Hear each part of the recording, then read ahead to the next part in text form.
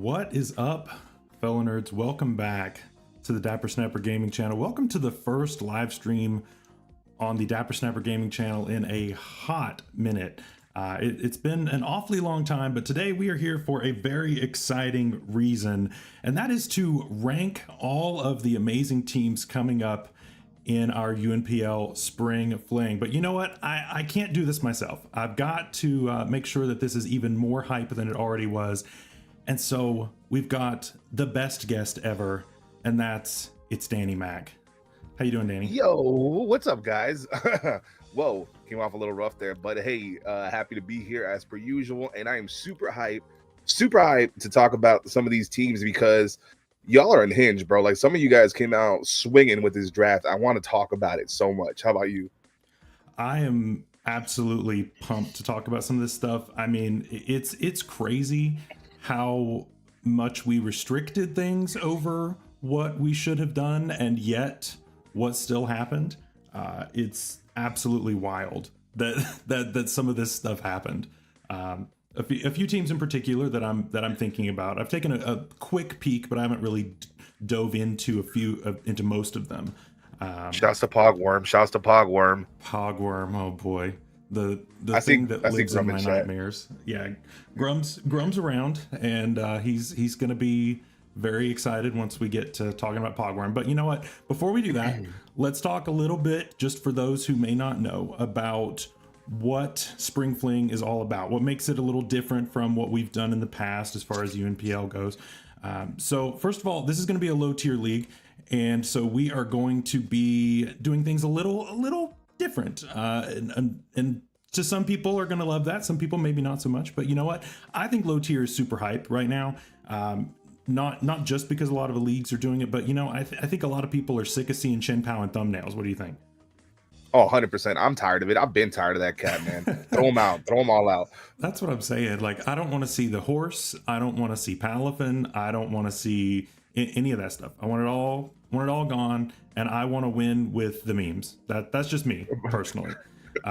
Bro said he don't want to see Palafin, but he took it to finals last. Crazy. Hey, you know what? I also picked up a win with Focus Punch Sableye, so I don't want to hear it. That's facts. I don't want to hear it. So that's what I'm saying. I think that this has a lot of potential for some really creative play, and that's really what I'm interested in, is when you take out a lot of that power on the top end, you still end up being able to find some things to adjust to it, and I think it's a lot of fun. So yeah, we're doing 95 points instead of the original. I believe we normally do 120 or something like that.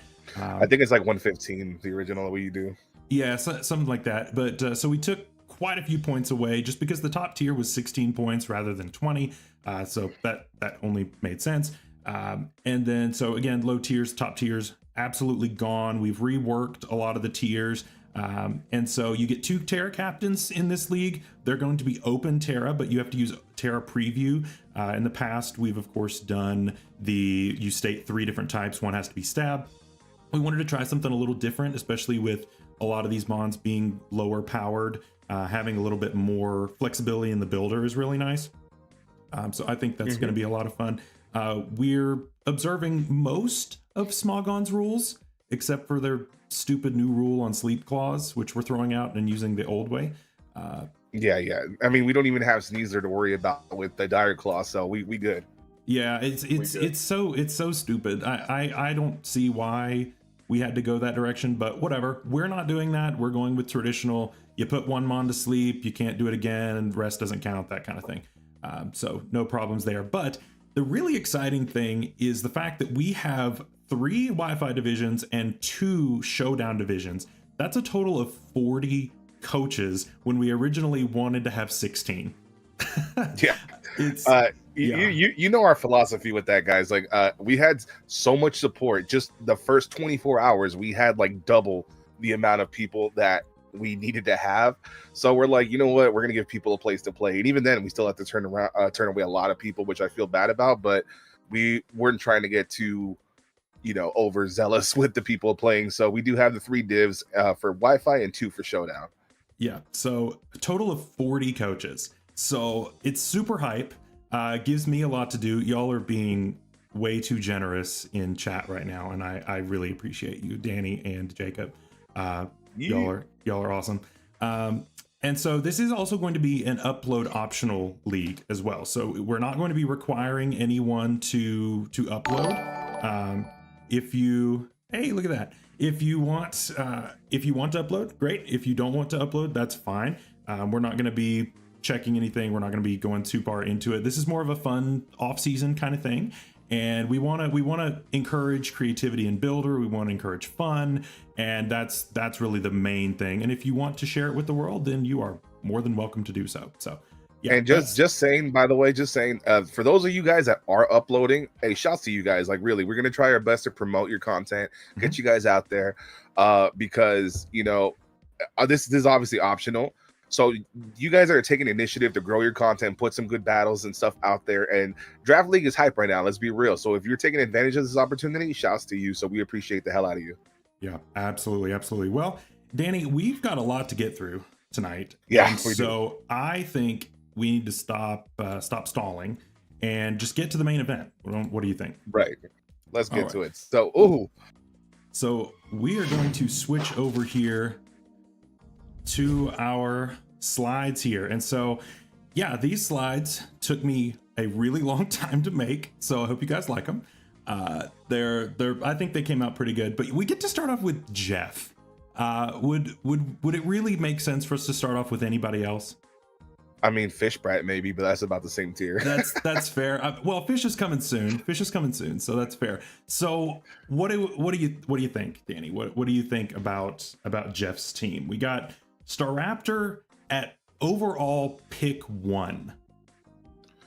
Well, Staraptor at pick 1, it's not something I particularly hate, because in this format, Staraptor, Reckless, Choice Banded, Brave Birds hitting everything hard. Do I think that he built this team enough around to support it? And I think so, because look at it, if you take a look at it, he's got webs on Araquanid, so you're not always forced to run Choice Scarf on Staraptor every week. You got 2 spinners in Kamala and Donphan. You got Light Screen and stuff support on Grimmsnarl. You got your Fat Amoonguss, which I've never seen a Jeff draft that doesn't have Amoonguss, by the way. And he's got a Regenerator with Regenerator Core with Mienshao, and even a very nice Terra Captain in Hisui and Sliggoo, very defensive, while Kamala can be surprisingly defensive and offensive. And Regice rounding out the core. It's pretty decent to say the least. I feel like there's no immediate pressure here offensively outside of Staraptor, because if you look at Skeledirge has to torch song a couple times to get really scary. Aside from that, I mean, you can run Banded, Water Bubble, Araquanid, but it's that and Mienshao, really. I mean, that's really it.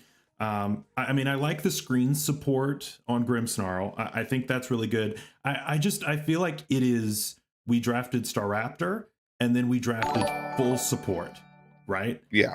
And I think we missed out on anything beyond that. That's me. At least stuff that can really get going quickly. Anyway. Well, to be fair, this is pretty on brand for Jeff, because Jeff's always been a stall player. Like, not only does he John in draft, he stalls you in the showdown team builder as well. He will make you wait all day because he's not clicking buttons. He's playing Valorant on the side, so he's letting his mons do the work for him. I'm sorry, Jeff. I think at least to me, and again, all of this is subjective. Just because we rank something at whatever does not mean that it's not going to win the whole thing, right? We could rank something a C and it wins the whole thing. We could rank it an S and it gets last place. Like it's all on paper right now. To me, at least the way that I'm seeing this as a traditional draft player, I'm kind of feeling like high C, low B range. What do you think? Yeah, I can agree with that. I would honestly put it in. I would say low B is fair, because while the team is kind of nothing really is amazing and stands out, Jeff is a pretty decent player, all things considered, and he can make this work.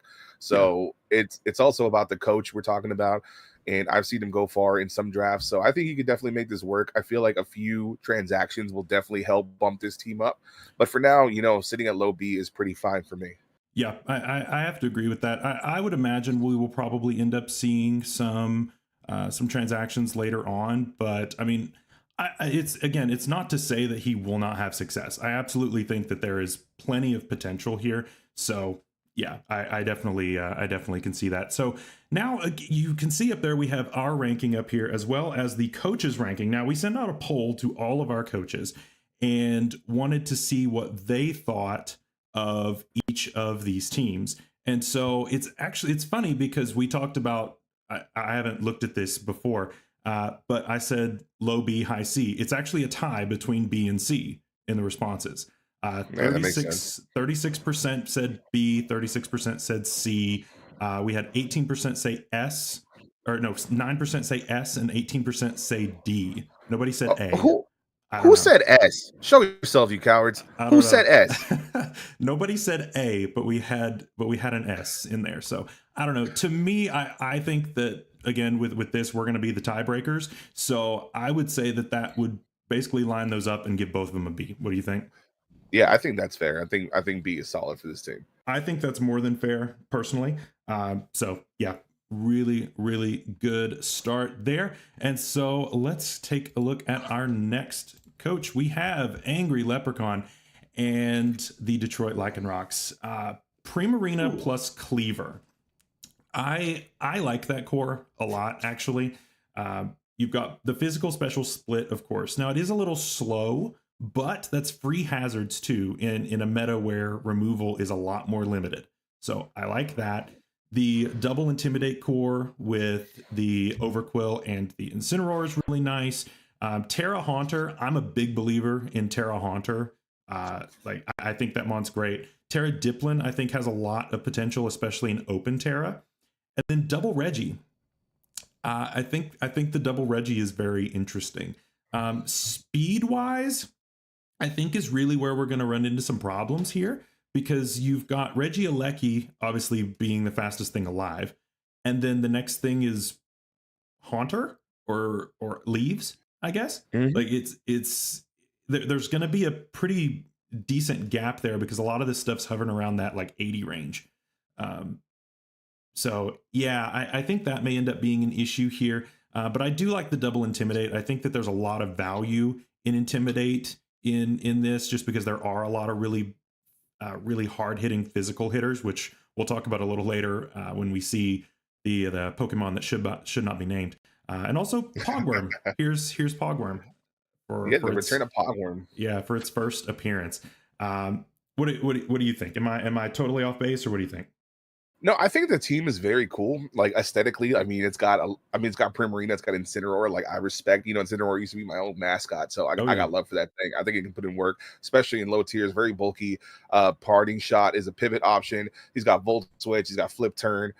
He's got U-turn on the Cleavor, so he's got plenty of methods to get his mons in and out. That being said, he does have some immediate threats. Probably way more so than Jeff. Like he can run Specs Prim. He could run even Bandit Iron Leaves, something like that. Scarf Specs Haunter because it's got a good speed tier. Mhm. Obviously, Scarf Cleavor can be a thing, so that kind of fills in those gaps in those speed tiers. However, I think outside of him having the Pogworm and maybe the Diplin, there isn't the best switch-ins for ground because even Iron Leaves is going to take a good chunk from like a Banded Crook Earthquake, right? Yeah, So I'm a huge Iron Leaves hater. I do not yeah. think that mon is good. Even I just came off of LTM and there we had Terra Iron Leaves in that one, and it just still didn't do anything. So I mean, Yeah, no, Iron I'm just Fraud, not a Iron Fraud. believer. Yeah, Grum mentioned Reggie's the only removal too, Yeah, exactly. which is a good point. Hmm. Personally, I don't want to have Reggie Alecki be my go-to spinner. I want it to be my like backup spinner. So that may force it into a weird position where you may not want to bring it into, say, the Crocodile matchup. Hmm. And so that forces you into a weird spot. So Right, I because don't that puts know. a lot of pressure on Pogworm there to face off against like a Crocodile team Mhm. because you're risking switching into a close combat every way and getting a Moxie boost anyway. So Right. it puts a lot of pressure. So that's something I feel like we can do better is get maybe another ground resist. A flying type would go well in the squad, I'd say, because he does have levitating Haunter, so that's something. But Right. That Haunter's not helps. eating hits. You know what I mean? No, One no. good predict and a knockoff, and this thing's dead. So I mean, I think this team's got very good offensive pressure It and does, yeah. a lot of hazards, because he's got T spikes on Haunter and Overcoil. He's got obviously the Stone Axe. He's got spikes and rocks on Orthworm. Yep. So definitely is a team that wants to outstack you before you stack it. Yeah. So it's going to be a fast-paced team, and honestly, I think this is going to be kind of an all or nothing. I see this team being one that, you know, wins in 10 turns or gets absolutely demolished in 10 turns, because it just seems to be that kind of a nature. So yeah, I can see the team doing well. I don't think it's a bad team at all. Absolutely not. Absolutely not. I mean, you can't deny just all the momentum and the intimidate and all that good stuff. I think that's good. I'm personally in the like low A camp on this. I think it's good, maybe high B, but I think the team's pretty good. I like the team personally. I personally would give it a high B over an Okay. A. I don't think it deserves an A. I think it has too many glaring weaknesses to be an A. I can see that. For me, an A team is something that has maybe one or two small weaknesses, but nothing that can be very taken advantage of. Sure. This team, I feel like, has a lot of holes, so I think it has to be at least a high to mid B. Yeah, I can see that. Going to our coach poll, they do not agree with us because this is 81% said A. Huh. It was not even close. And then we had 1 vote for B, 1 vote for S. So very firmly in the A tier by the coaches ranking. Like I said, I think it's a good team, but I mean, I don't know that I would say it's firmly in the A tier. I don't know. Think so either. I don't know. It has potential to be A with a couple of transactions for sure. Yeah, for sure. It's right there. I think it's right there. So yeah, I think top of the is a fair assessment in my opinion, because like I said, even just pointing out the fact that Regieleki is the only removal is kind of tough. Yeah, I agree. All right, next one we got Cool Nick with the San Antonio Slackings. What do you think? So another team that has a lot of big threats, right? Like obviously Jugulis. I'm a big believer of Jugulis in this format. Cerule Edge, very scary in this format as well. Does have the magic bounce control on Hatterene, plus the Terra Arboliva and Terra Baby Conch right there, the girder, which I think is very scary. That's as well as has captain. That's a great very captain. good. Very good captain, very good speed tier in Lycanroc, Midday, and Jolteon as well. Has a potential setup sweeper in Flygon with Dragon Dance or even Throat Spray sets. And Meowstic to support the team with Registeel being there as a Spadef or Fizdef tank. I think it's very solid in its composition. Obviously, with the Arboliva Seed Sower, you can kind of cover for the ground weakness on Tentacruel, on Registeel, and Jolteon. It might work against the Flygon, but Flygon can always run Earth Power or some special sets on those weeks that it wants to run Seed Sower. So I think the comp is overall very decent. He has very good potential to run some stuff like Grassy C-Tex and whatnot. It's a little heavy on the special side for my liking. He does have some physical threats, obviously. But it's a little heavy, reliant on the special side. If I'm facing this team, I'm bringing AV Spadaf stuff for the most part, and then dealing with Cerulege and Lycanroc with some priority if I had it. But what do you think overall? Yeah, I can see that too. This team, I think, first of all, again, I'm looking at speed tiers here, and I think the speed tiers are actually pretty great here, but you also have Hatterene for the possible Trick Room to flip that around if you want to. And I think that's really great. Terra Arboliva probably shouldn't have been allowed, but you know what? It's here, and it is what it is. And I will also tell you that Cool Nick is the only person that noticed that when we pulled a lot of this stuff over, that Meowstic had not been split. And this is the only person who drafted Meowstic at 3 Shouts points. Shouts to Cool Nick for that. Yeah, Cool Nick kind of stole this one, to be honest. So yeah, really good pickup there. But yeah, Lycanroc for speed is nice. It doesn't hit that hard, but it's really good at picking things off, which is very, very helpful. You've got priority with Cerulege as well, which is good. You've got, I mean, first impression, I guess, on Flygon, but that's not going to be the go-to thing.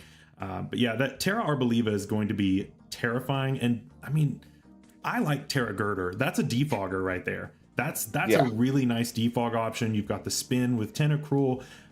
You've got a lot of immediate threats, but you've also got setup, Swords Dance, both Cerulege and Lycanroc. So I think there's a lot of good, honestly. I really do like this team quite a bit, actually. Jolteon is great support for the Tentacruel and the Jugulus. So I think it works together really well, personally.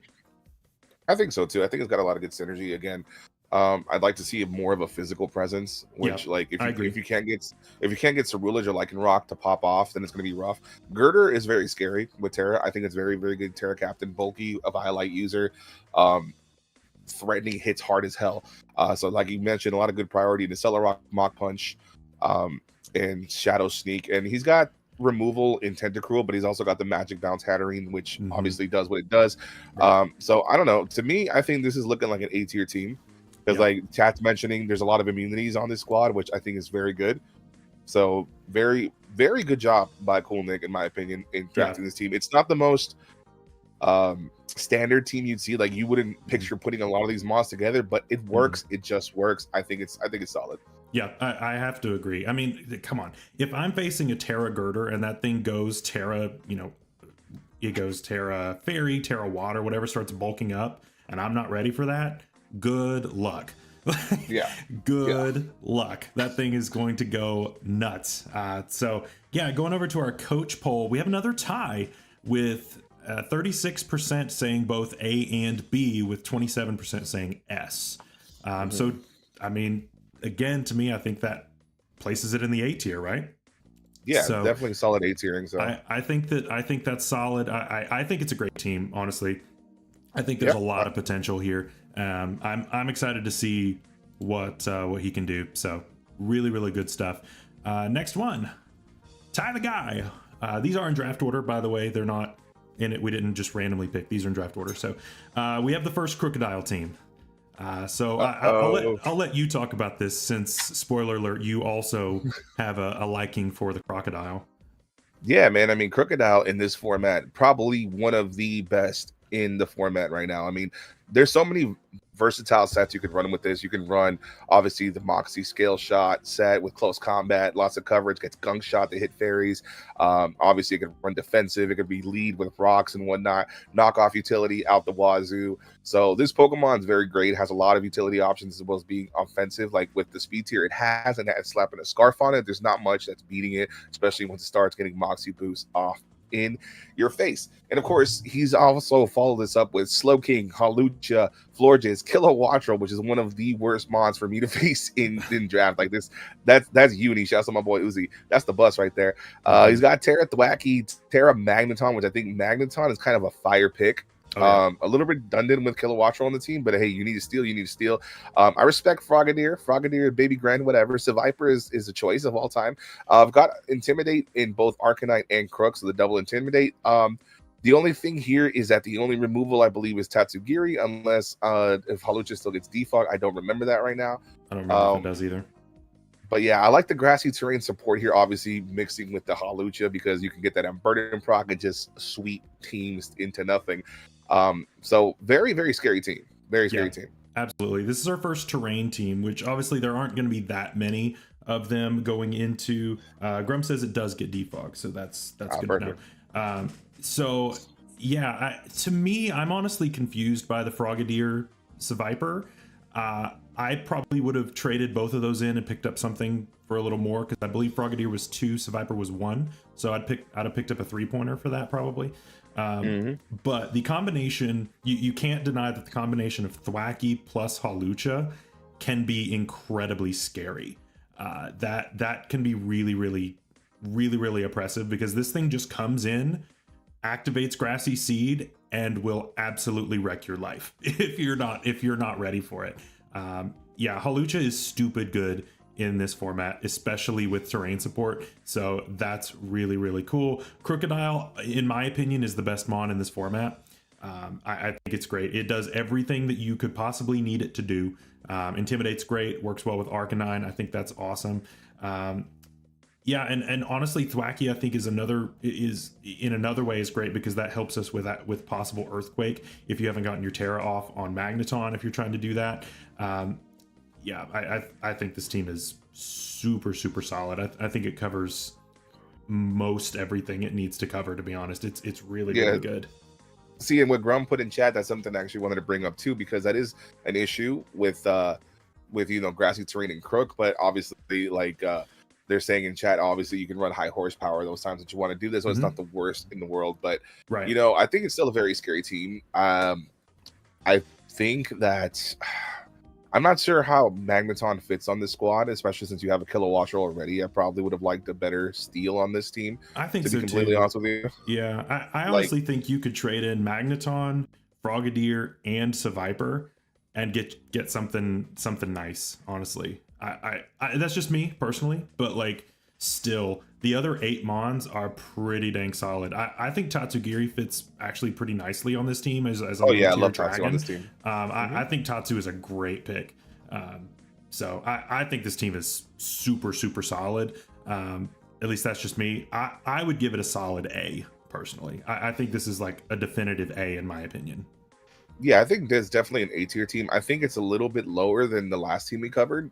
I think the other team was a little bit better overall, just in synergy wise, but still an A regardless. So shouts to Ty for drafting a phenomenal team. I'm sure as the weeks go on, the teams will evolve and they'll get better, and we'll see what they can do. Yeah, absolutely. Going over to our coach poll, they do not agree with us. 45% said B. They do not see it. 27 said A, 18 said S, and 1 person said C. I've just got a hard disagree. I think the team's too good to say B, personally. I think it's too good. I think the team is really solid. It can't be a B when it's got a very defined sweeper in Halucha. It's got Crocodile. It was a switch army knife in this format. You got a regen core. Well, not a core, but you got Slow King, plus you got Florges to wish support pass around with Baton pass. You got good speed tiers. You got priority and grassy glide. I mean, what more do you want? You got spin in Tatsugiri, dropping Dracos, double intimidate. Solid core. Yeah, Fox says Seviper underrated. I think Seviper, if it had Terra, maybe. I mean, it gets priority, it gets sucker punch, and I mean, I don't know. I'm trying to justify it here, but like I think it needs Terra to do anything. At least that's so just Foolish. Me. Foolish is asking who said C. We actually we took these anonymously. Yep. So anonymous. We don't know who said. We don't know who said what. Nope. So yeah, if they want to speak out in chat, they could. Yeah, you're welcome to out yourself and then get ganged up on in chat, but no, we took these anonymously just so that we didn't feel the temptation to call people out in chat. So because you know me, bro, me. Yeah. I'm gonna be like, huh? I had to hold dating back just a little bit, and so that's they're all anonymous. We have no clue who said what. Next one, Peanutella. First of all, I love that name. I think that's super cool. Yeah. And we're starting off with Gardevoir.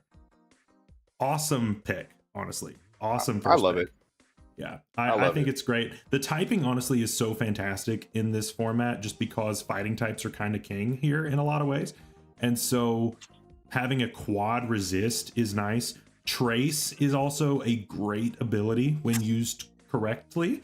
Shout out to D-Ray on that one. But yeah, Trace is a great ability because there's a lot of stuff in low tier that get these really funky abilities but have bad stats. And so you come in, have good stats, and you take their great ability. That can be super gnarly. 100%. I think that's great. Yeah, and obviously a lot of good value picks. I mean, I don't know about Toxapex in round 2. I'm not a big Toxapex believer. I need them on. I think it's lame. I think it's too passive in draft, but whatever. That's just me. That's my bias against it. But I mean, everything else looks pretty good.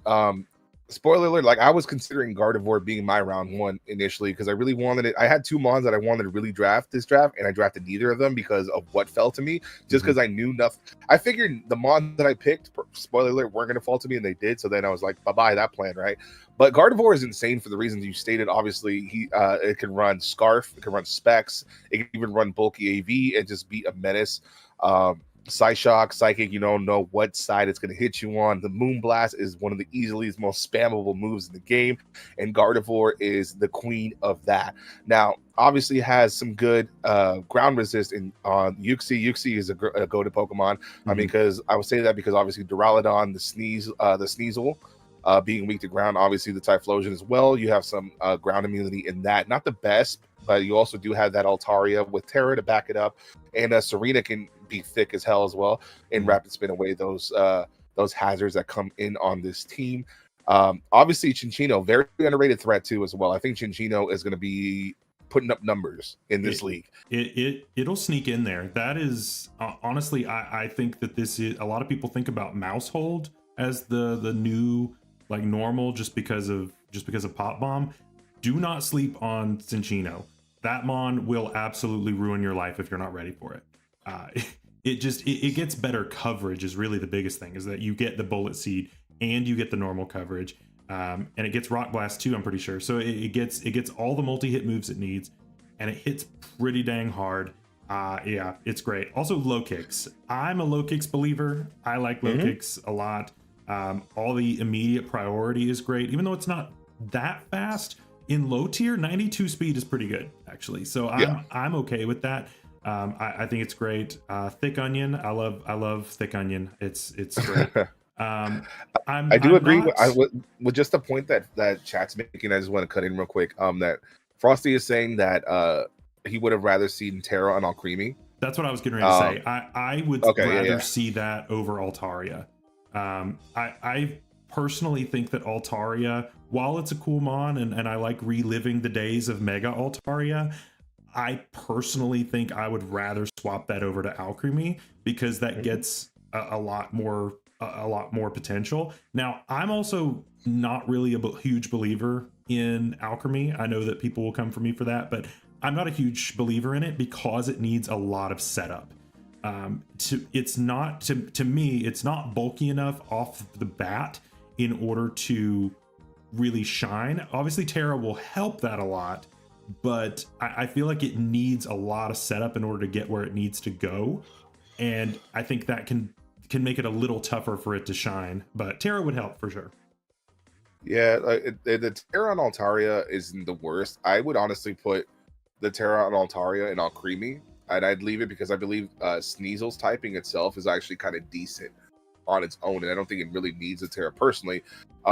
Altaria kind of just, because if you look at it, there's not the best ice resist on this team. Like the ice resist is like what? Toxapex, Typhlosion, Duraludon. Right. And Duraludon's still taking neutral. So a strong ice user kind of wrecks his team as well. Like, and if it's packing freeze dry, Toxapex is going into the ground. You're done. So, yeah, you're done. So Terra Steel Altaria can actually save you from that. So I can see Altaria getting some benefits from that. So yeah, like it just depends on what they're bringing week to week, right? Because yes, there are some very big ground weaknesses. There's some very big ice weaknesses. Not the best switch-ins for dark types either. Right. To be honest, and you turning all over this team, because think about it, you turn on low kicks, that's super effective because it's dark. Yuxi's taking a chunk, Serena's taking a chunk, everything's taking a chunk from U-turn. So it's got some holes for sure. It's not a bad team by any means, but it's definitely got some holes. And so we've got spin on Serena, and does Cinchino get tidy up? I feel like it does. It does. Yeah. So that's our other removal, unless Altaria gets defog somehow. I don't know. I think the team is decent. I think it needs a little bit of work to get where it needs to go, but I think it's close. To me, this is a hard B. At least that's the way I feel about it. I think the team's decent, but I think it needs a little bit more to kind of push it to where it could be. I'm closer to low B, high C. Yeah. It could go either way for me, but I just feel like there's a lot of holes. Like somebody mentioned in chat as well, that Rock kind of messes this team up. It does as well. So it's got a lot of holes. It's got too many holes to be a consistent B, in my opinion. I think high C would be a lot better. I can get on board with that. Yeah, I can see that. Just because I mean your removal again has to be Serena, which is a good mon. I don't hate on Serena. But I don't know that you want it coming in and out and in and out and in and out all the time. Yeah, and then on top of everything, the biggest thing for me, no ground type. Yeah, so that's rough. Not only is you doing a million to your team, you can get bull switched on all day. Yeah. So definitely it can't be higher than C because of that. I gotcha. Yeah. So going over to our coach ranking, once again, they disagree with us. 54% saying B. and then equal parts saying C and A, and one person said S. Wow, that must have been telling. I guess so. I don't know. I could never put this at S personally. And even A is kind of a stretch for me. I can see B kind of. C feels a little better. Yeah, for sure. Like I think obviously, like I've said with every other team, a couple transactions will put this over the top. Yeah, get it's a ground right type. there. Get a ground type. It's right there. We need a ground type for sure. But it's close. I think it's really close. All right, JMG, you are up next. And holy cow, the immediate offensive threats on picks 1 and 2. Oh yeah, that's scary. Haxorus plus Feraligatr. I decided that. Well, I ran it by Danny, of course, but I was like, I think Haxorus could maybe show up, and nobody seemed to bat an eye at it. So I'll take it. I'll take it, honestly. Haxorus hits like an absolute truck, but it also goes down to a gentle breeze. So it also loses to priority hard. So there's a lot that you can do to deal with it, as long as you have a properly built team. But yeah, it plus Feraligatr is a nasty physical core. And that's kind of my first gripe I have with this team, is that my special attackers are Blastoise and Typhlosion. And that's it. Yeah, I mean, Sceptile can fill that role too, but it's going to want to run physical and burden, with acrobatics and stuff like that half of the time. Exactly. So, and then there's a Cutiefly on the team, so respect. I mean, it gets webs, I guess. I mean, that's focus sash, set webs. You're basically playing 5v6 at that point, right? And then on top of that, you've got Mandibuzz and Clodsire, 2 very great defensive Pokemon. Mm-hmm. The only problem can be a little bit passive at times. Yeah. So yeah, I do love that. The defensive core is nice because you've got, and I think these complement each other quite well, right? Because you've got the weakness to Psychic and Ground on Claude, which is eaten up by Mandibuzz. So I think that's a really nice pairing. I hadn't really thought of those two together, but I think that works really well personally, if you're building more of a balanced team, which I tend to do. So I like that combination personally. And then I agree. That's kind of phenomenal on covering each other. Yeah, that's a great pairing there. And then of course you've got the Tinkaton as well. I'm a huge believer in Tinkaton. I think it's a great mon. I think it's criminally underrated in a lot of ways. But it's this team is interesting. I would have expected some kind of immediate support in ways to activate Unburden. Personally, especially it being your Terra captain, obviously that's going to be one of your main breakers most of the time. And so, I mean, let's be real. If you're running Cutiefly, you're not running terrain on Cutiefly. You're going to be doing something else. So we've got to be a little more creative with our Unburden activations, and I think that could create a problem. Yeah, and I think, with Sceptile, I can get away with it just because it can run your typical Leaf Storm, White Herb sets and then get them burdened that way. But then you're relegated to having that move slot if you want to run physical. It's not the best option, right? Obviously, you have some great offensive pairings here because you can always run Scarf Typhlosion is scary with Eruption. Yeah. I think Sneasel was being very overlooked here. Sneasel with Terra in this format is actually kind of a demon. It's kind of a demon. Dark plus Ice is phenomenal. At least on the attacking point. Defensively, it's terrible. But as offensively, it's great. So if you go Terra, say, Fighting, this thing can be a menace. And I'm a believer in Terra Sneasel personally. I think that's a really nice pick. You run Terra Electric Sneasel and you got the physical Bolt Beam combo going off right there, man. And then you have priority in the Ice Shard. And then good Ziggy Trailblaze. It probably gets Trailblaze, doesn't it? So that's also pretty great too. So don't sleep on it. And then there's also Shell Smash now on Blastoise if you want to do that, or it can run really bulky. And I like that versatility over something like Cloyster. I think this is the much better pick, especially for this squad. I don't think this squad's that bad. I think this squad's pretty good. I'm thinking like high B, low A, somewhere in that range. I think it's pretty good. I honestly think it would honestly be. It's hard to tell, right? Because I want to give it like a mid A almost. I don't know if I can without Unburden activation. Yeah, without Unburden activation, and then I mean your removal being Blastoise is rough, right? Because I mean you obviously have Defog on Mandibuzz as well. Yeah. But if you're not bringing Mandibuzz, if we have a really bad matchup to it, then you obviously can't bring. You're obviously relegated to bring Blastoise and waste a move slot on Rapid Spin instead of it being like an offensive pressure, and then your opponents can bank on that.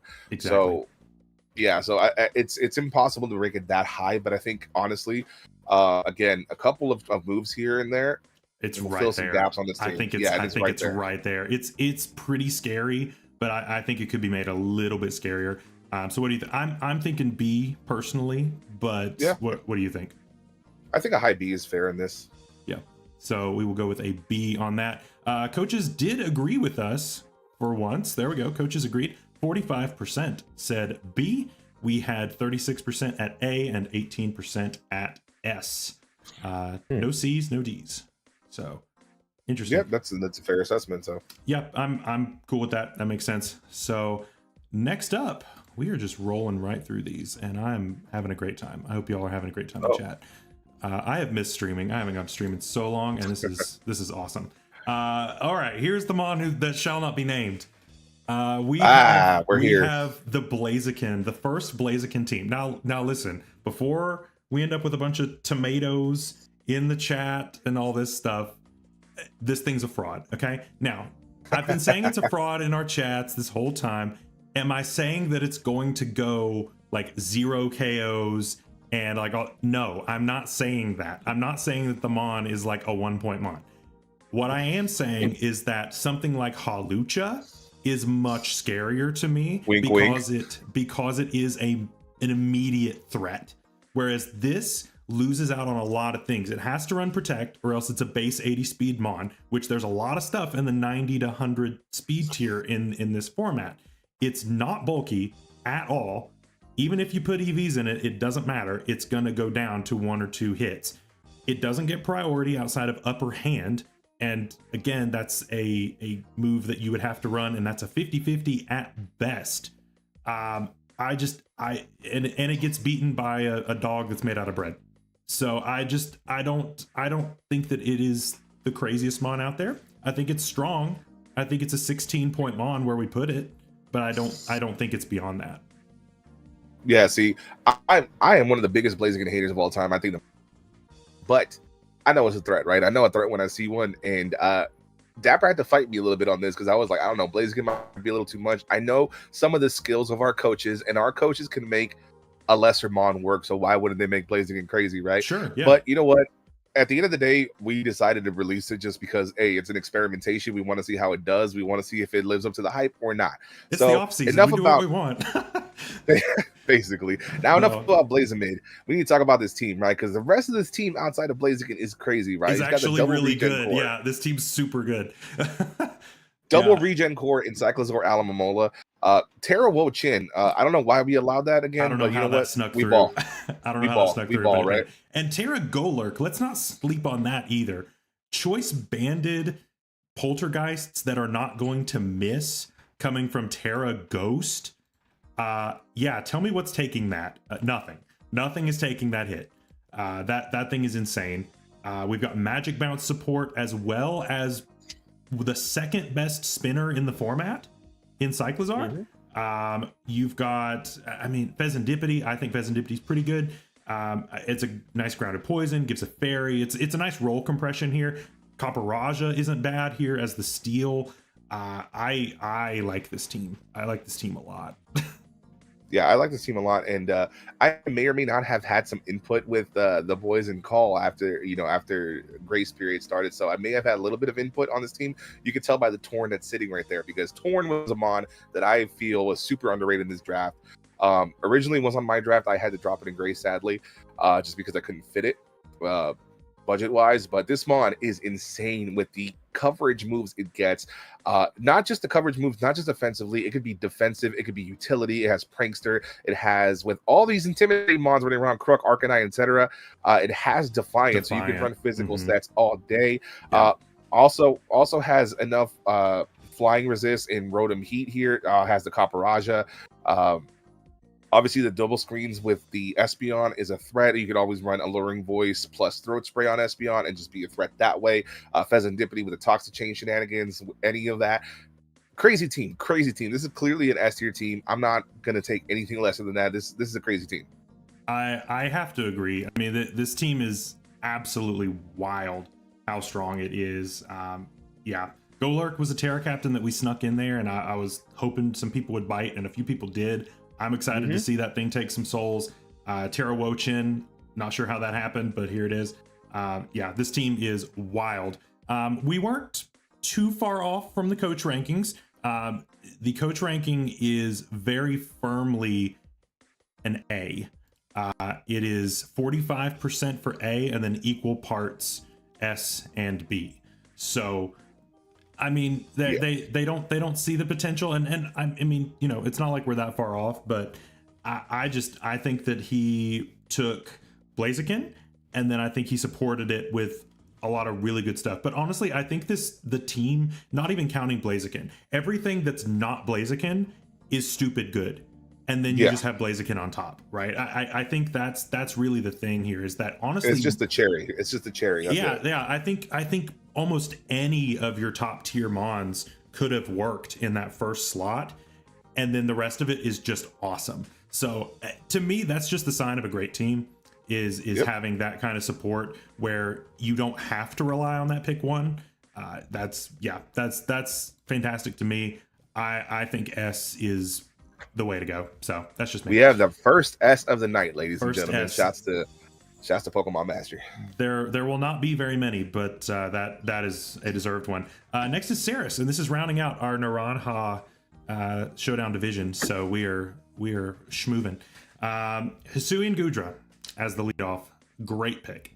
I love Hudra, and then Appleton staring there at me. I have a special place in my heart for the apple pie.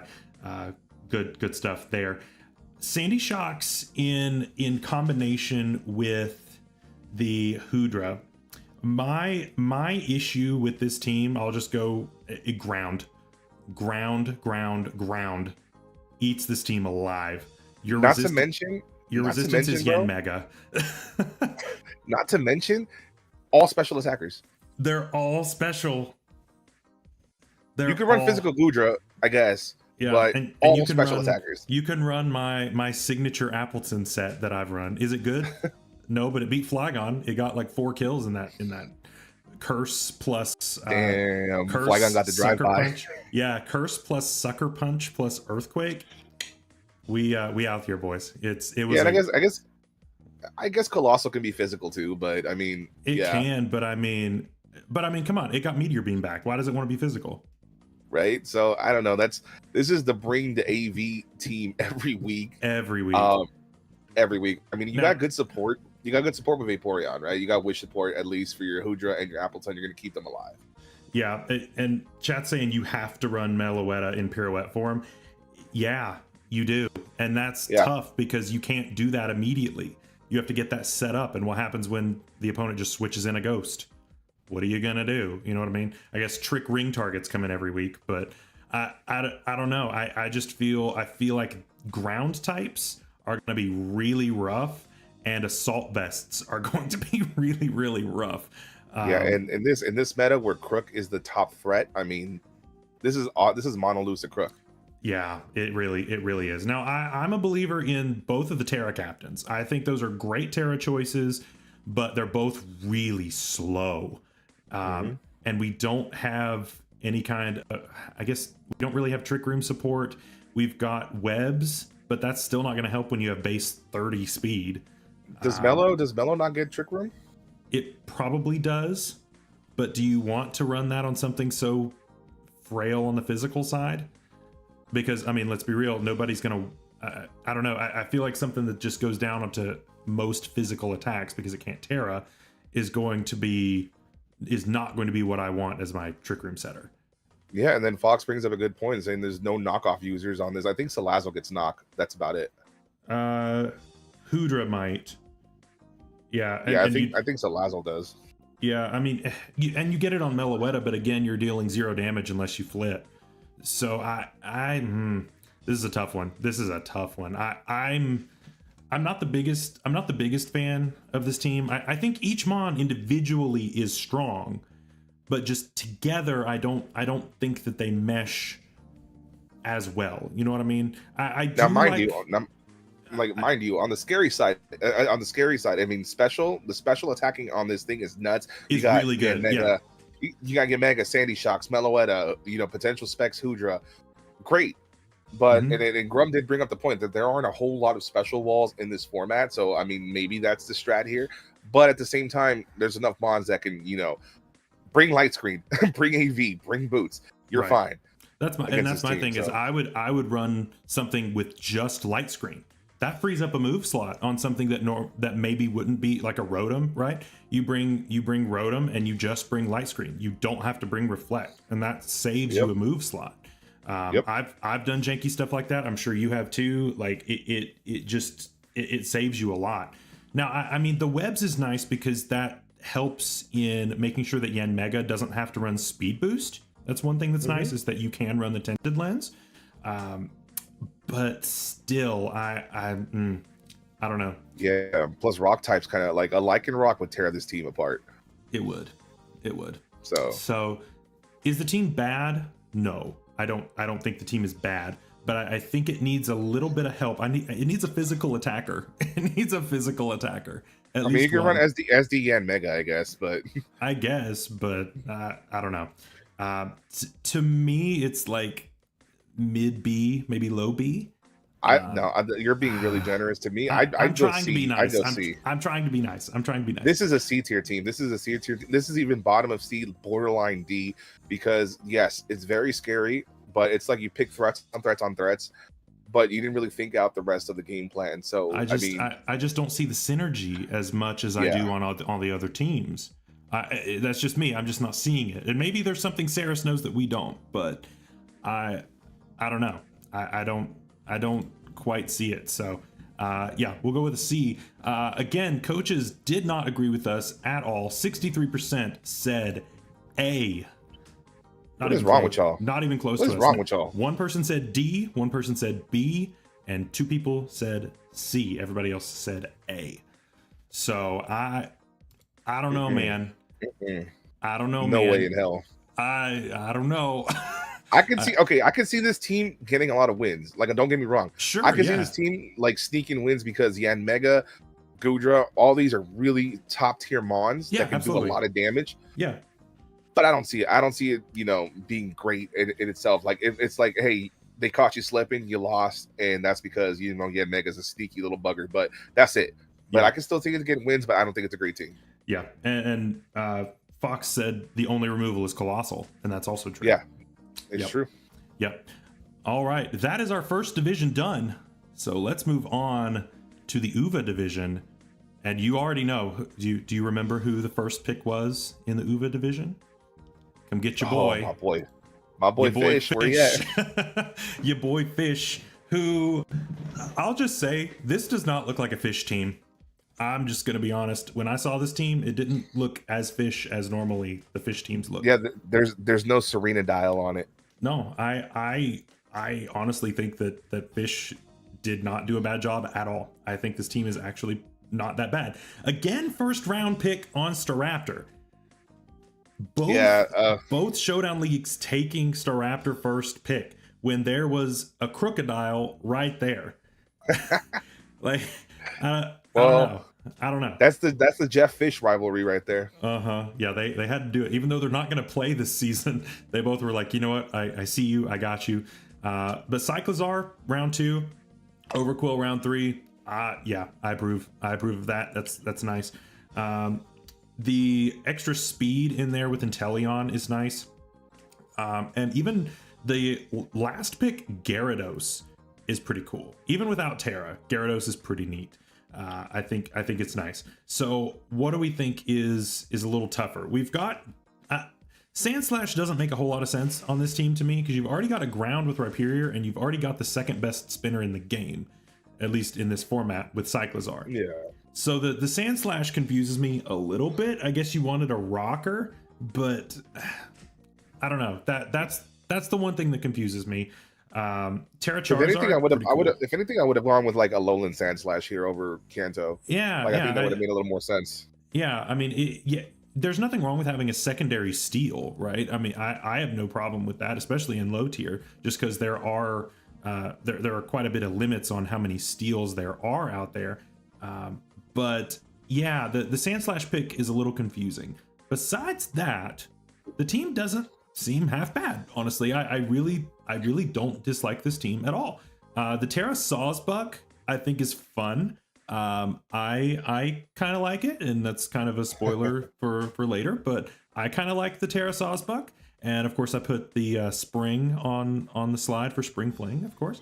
And combined with Charizard, I think is a pretty interesting Terra. You of course had that back in SPL. So I know that you are very familiar with Terra Charizard there. So I mean, what do you think? I don't think this team is half bad, honestly.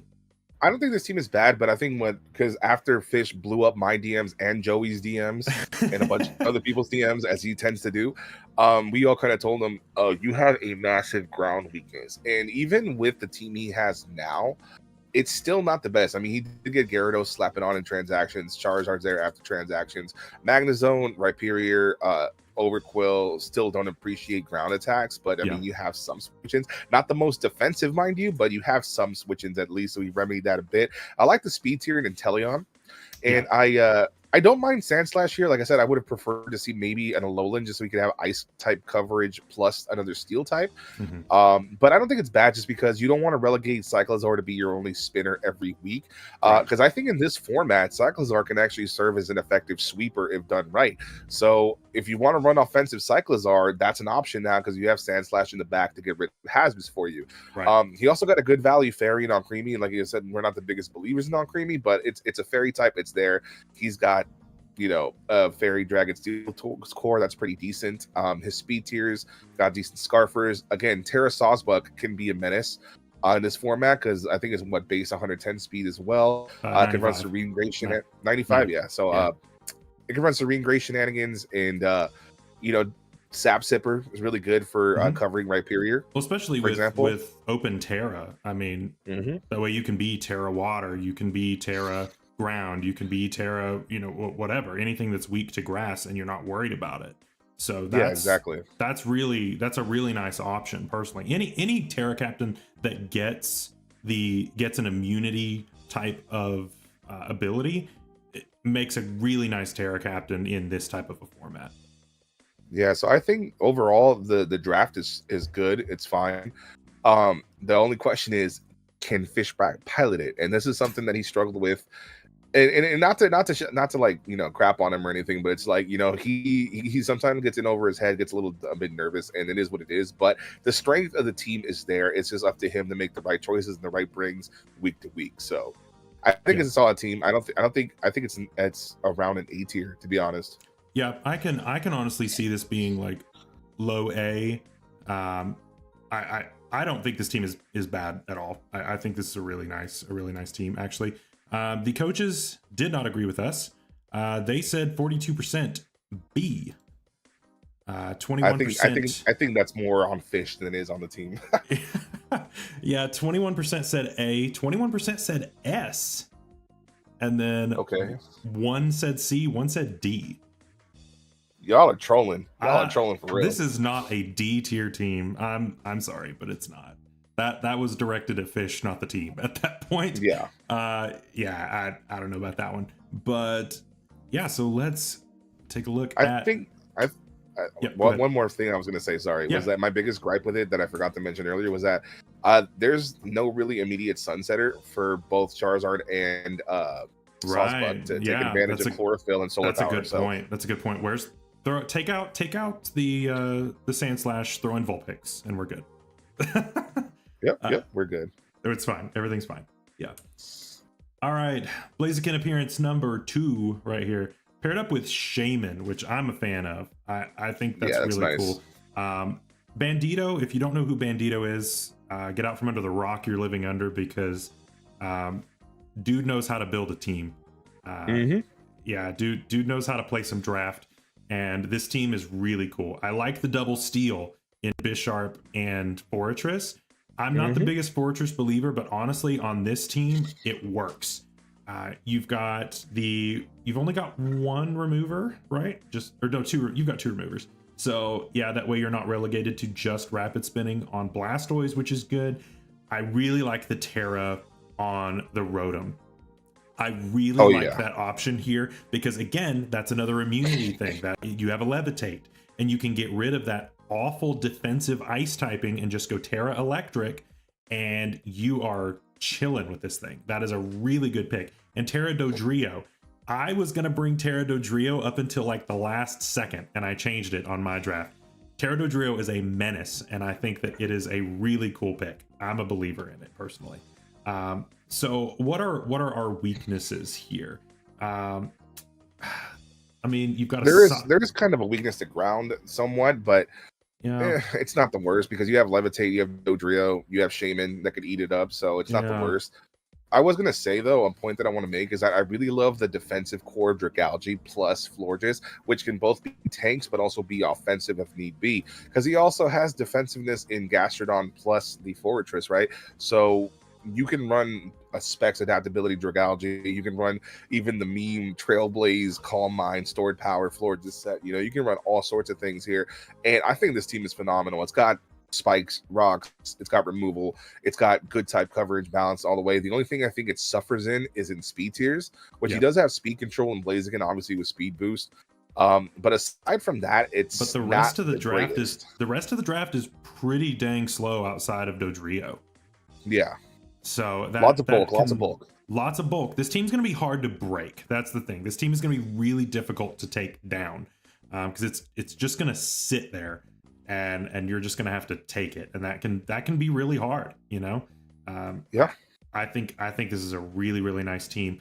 And Hunky brings up a good point talking about this can hammer out down on the bulky waters for Blaziken to clean up, and obviously Storm Drain Gastrodon there as well. Yeah, you've got Gastro, which is immune, and you've got Shaman, which resists it. So you've got some really nice support there to help out that Blaziken. So yeah, this is a really solid team, in my opinion. This is a really solid team. Agreed. I think this is an S tier easily. That's what I was going to say. I think it's got to be S. I think this team is super, super good. And like I said, Bandito's been around the block. He knows what he's doing. This is going to be a scary team to face. And again, the coaches did not agree with us and put it at an A. 50% said A. 21% said B. 14% said S, and then one person said C, one person said D. Where? D and C. Where? I want what you guys are smoking, man. Because damn, what? What? Huh? Yeah, I don't know about that one. I can't get on board with that. I don't know about that one, Chief. There's no way this is ever C or D, but whatever. You're entitled to your opinion, even if it's wrong. Yeah. So, all right, cool. Next one, Delano with the Gliscor Gliders.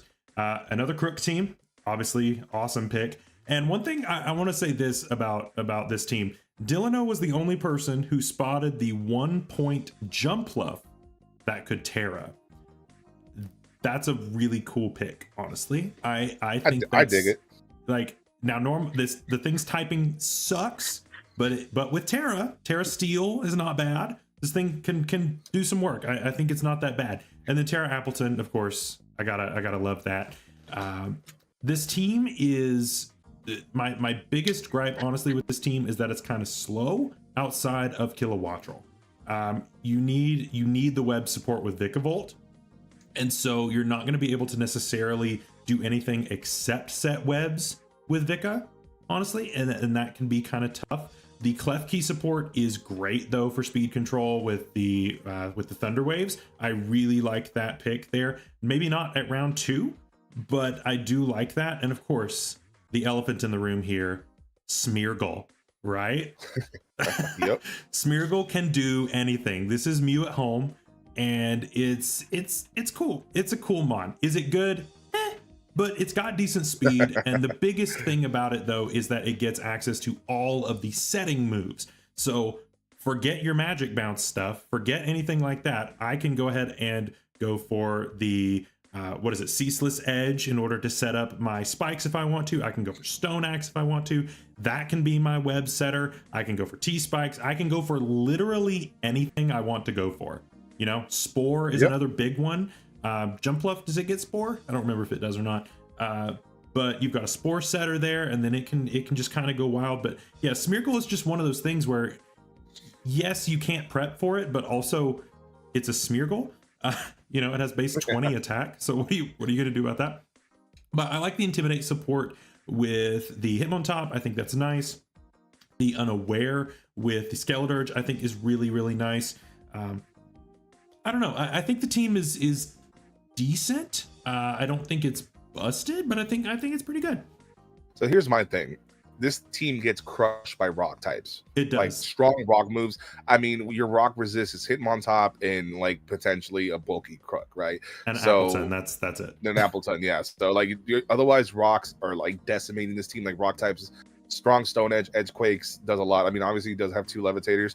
The Vikavolt pick plus the Kilowattrel is a little bit vexing to me because I'm like, I don't know why you would waste it on another electric type. Right. But if you're already going to draft Smeargle, like you're going to relegate Smeargle to webs anyways. I mean, Vikavolt's a good mod. Don't get me wrong. I love that mod. But it's a little bit vexing to me. Does have good priority in Prankster with Klefki. Does have priority with like Mach Punch with the Hitmontop plus the removal of Hitmontop. I don't know if Jump Love gets Defog anymore. I don't know if Klefki does either. I haven't used those mods in a hot minute, but I don't think Klefki does anymore, but I'm pretty sure Jump Left does. Yeah. So I mean, it's got some synergy for sure. I mean, it's got some decent momentum. I mean, Jump Bluff. How often are you bringing Jump Bluff? But you can U-turn out with that. U-turn with Fizzendipity. You got Volt Switch and U-turn with Kilowattrel Vikavolt, and you can get your threats in. Obviously, you can do screens and whatnot. I don't know. I'm just not super convinced on the synergy of the team, though. Like 100%. I think it's good. I think it's solid, but I don't know if it's going to work together the way it's, Delano might have originally predicted, because I'm bringing like Rock Slide Stone Edge every week against this team. Right.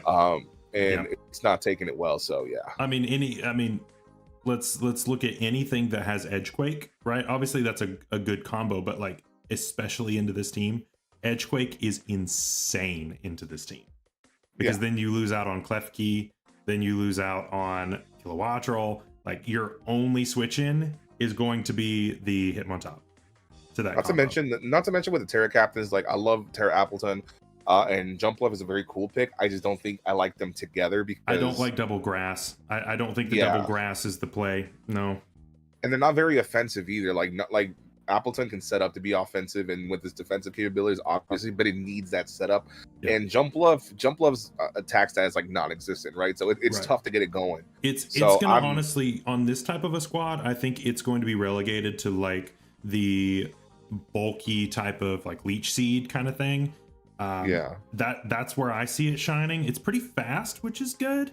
And with Terra, obviously, it gets rid of its absolutely awful typing, but I don't know. On this team, I don't know if that was a play. I don't think it's a bad pick, but I especially at 1 point, you can't knock it too bad for 1 point. But yeah, but like Jump Love can get SD and stuff, but it's still gonna hit you like. So yeah, it's not really gonna do too much. I don't know. Like Grum in chat saying that there's a lot of redundancy on this team, which again I agree with. There's a lot of redundancy. So I don't know if I can afford it. It has potential to be 8 because I mean you got some threats on this team. I love the triple Gator core, right? You got Crook, Skeleturge, and for Alligator. I love it. So triple Croc, triple Gator, whatever you want to call it. But aside from that, I don't know what else he's doing. I think we've got I think either Kilowattrel or Vikavolt has to go. And I think that would help out a lot. Probably Vikavolt, to be honest. Probably Vikavolt, because Kilowattrel is Kilowattrel. That mon is great even without Terra. And yeah, let Smeargle be your Weber. If you want to do webs, let Smeargle do it. I think that's totally fine. And you've got speed control with Klefki too, so it's not like you can't just Thunderwave around at the same time. So exactly, and that's the thing is I want to give this, like, it has potential offensively. If you look at it offensively, it has potential to be A tier. However, considering all the holes that we've kind of just talked about, it's really, really hard to give it anything than a low B, maybe high C. I In my can't go opinion. above a B personally. That's where I'm at too. Do you think it deserves a C? I'm personally leaning B, like low B. I think low B or high C is fine. I think C is more fitting just because these are holes that I think need to be fixed up really quick, because I think these are holes that would be very detrimental week to week, because like Grum said in chat, you have double grass as your Yeah. Terra captains. None That's of them rough. are offensive. That's If rough. you're if you're because for alligator is threatening, but unless it's banded, you're gonna have to run setup. Crook needs some form of setup sometimes, and so does Skeletor. So you don't have immediate breaking power, No. And I right? mean, So Kilowattrel's fast. It does not hit hard. yeah. No. So I'm not in love with this team. I'm not in love with it. I like it aesthetically, offensively, great, but everything else, it lacks too much for me to really give it a high. I'm sitting at like a high C, but I'm content with giving it a low B. Yeah, I'm okay with C here. I mean, I think it's like right on the edge of getting B. Yeah. But I think that honestly what really pushes it is the double grass. That's what really pushes it for me. I think it needs to be something different. But yeah, that's just me. Then going to our poll, y'all are, I don't know what you're thinking, but the coaches said A 42% of the time, 35% said B, one person said C, two people said S. You know, it's funny because Yes, I'm looking at the right one. That's the right one. it's easy to get it. You know, it's kind of like looking at it with high school goggles, right? Because you're seeing the offensive threats and Crook, for alligators, Skeletors, Kilowattrel, and you're like, ooh, but then you look behind the cracks and you see that it's a little messed up on the inside, and you know, it's not going to get you anywhere. So obviously, you know, it's just painting the fool's gold. Yeah, and again, it's not that any of these mons can't shine. I mean, if you set yourself up right at the beginning of the game and then you get in Scarf Crook at the end with Moxie, yeah, it's over. Like, you know, it's not that these mons can't shine. It's just I think it's a little more difficult for them to do that on a typical basis. So 100%. So yeah, C. I'm comfortable with giving it a C. Cool. I'm good with that. Next up, Gentis with the first Hydrapple pickup. I think is cool. Hydrapple went criminally underdrafted in this league, but gives a regen core with the Mind Shout, which I think is really, really cool. Non-Terra Piloswine. I know you're a big Piloswine believer. What do you think about it without Terra? I mean, I think in this format, it can survive without Terra. I mean, if we're talking about like in a standard format, I think it needs Terra to be successful. But in this, it's really hard to break this mon with a Violite. And you can run curse sets all day and just get guaranteed rocks up with Oblivious. Thick fat, good good resistances to its weaknesses. So I think it's a very solid mon regardless, because as you can see right there, also has a Bronzong which can run heat proof and levitate to resist its own weaknesses as well. So that's a pretty good defensive core, in my opinion. So I think Bronzong is a really nice pick with the Piloswine personally. And then if you really wanted to run the heat proof, you've also got the possibility of levitate on the Wheezing, which is cool. Wheezing is always a tricky mon to prep for. It causes a lot of issues in the builder because you don't know what ability it's going to run, because honestly, all three of them are valid in a lot of situations. You may not run Misty Surge nearly as much, but at the very least, you don't know if it's going to be gas or if it's going to be levitate. So I think that makes this really, really helpful for that. Now, if we're taking a look outside of that, this team is really ground weak. If you're not running the levitate, if you're on both of the mons, again, you've got Tentacruel, you've got the Morpeko, and you've got the Colossal as well, all ground weak. So I don't know if that's going to force you out of neutralizing gas in key situations, which could end up being a problem. Could force you out of heat proof on Bronzong if you had something that you were wanting to face, say Blaziken, for example, and you wanted to run heat proof on it. But you have to cover for something else. So I don't know. That makes it a little tough. I don't know how I feel about the Mimikyu pick on this team. I like Mimikyu, but I don't know if I like it on this team. I don't mind it personally, because I think Mimikyu can be relegated to do more than just be your standard SD stuff, because you could be a more support Mimikyu and go for like T-Wave or Will-O-Wisp, and really hinder your opponents and whatnot. So I don't think it's the worst. Yeah, but I mean, at the same time, is it I feel like it's a little redundant with Wheezing, because that's another fairy and another possible like Will-O-Wisper or whatever.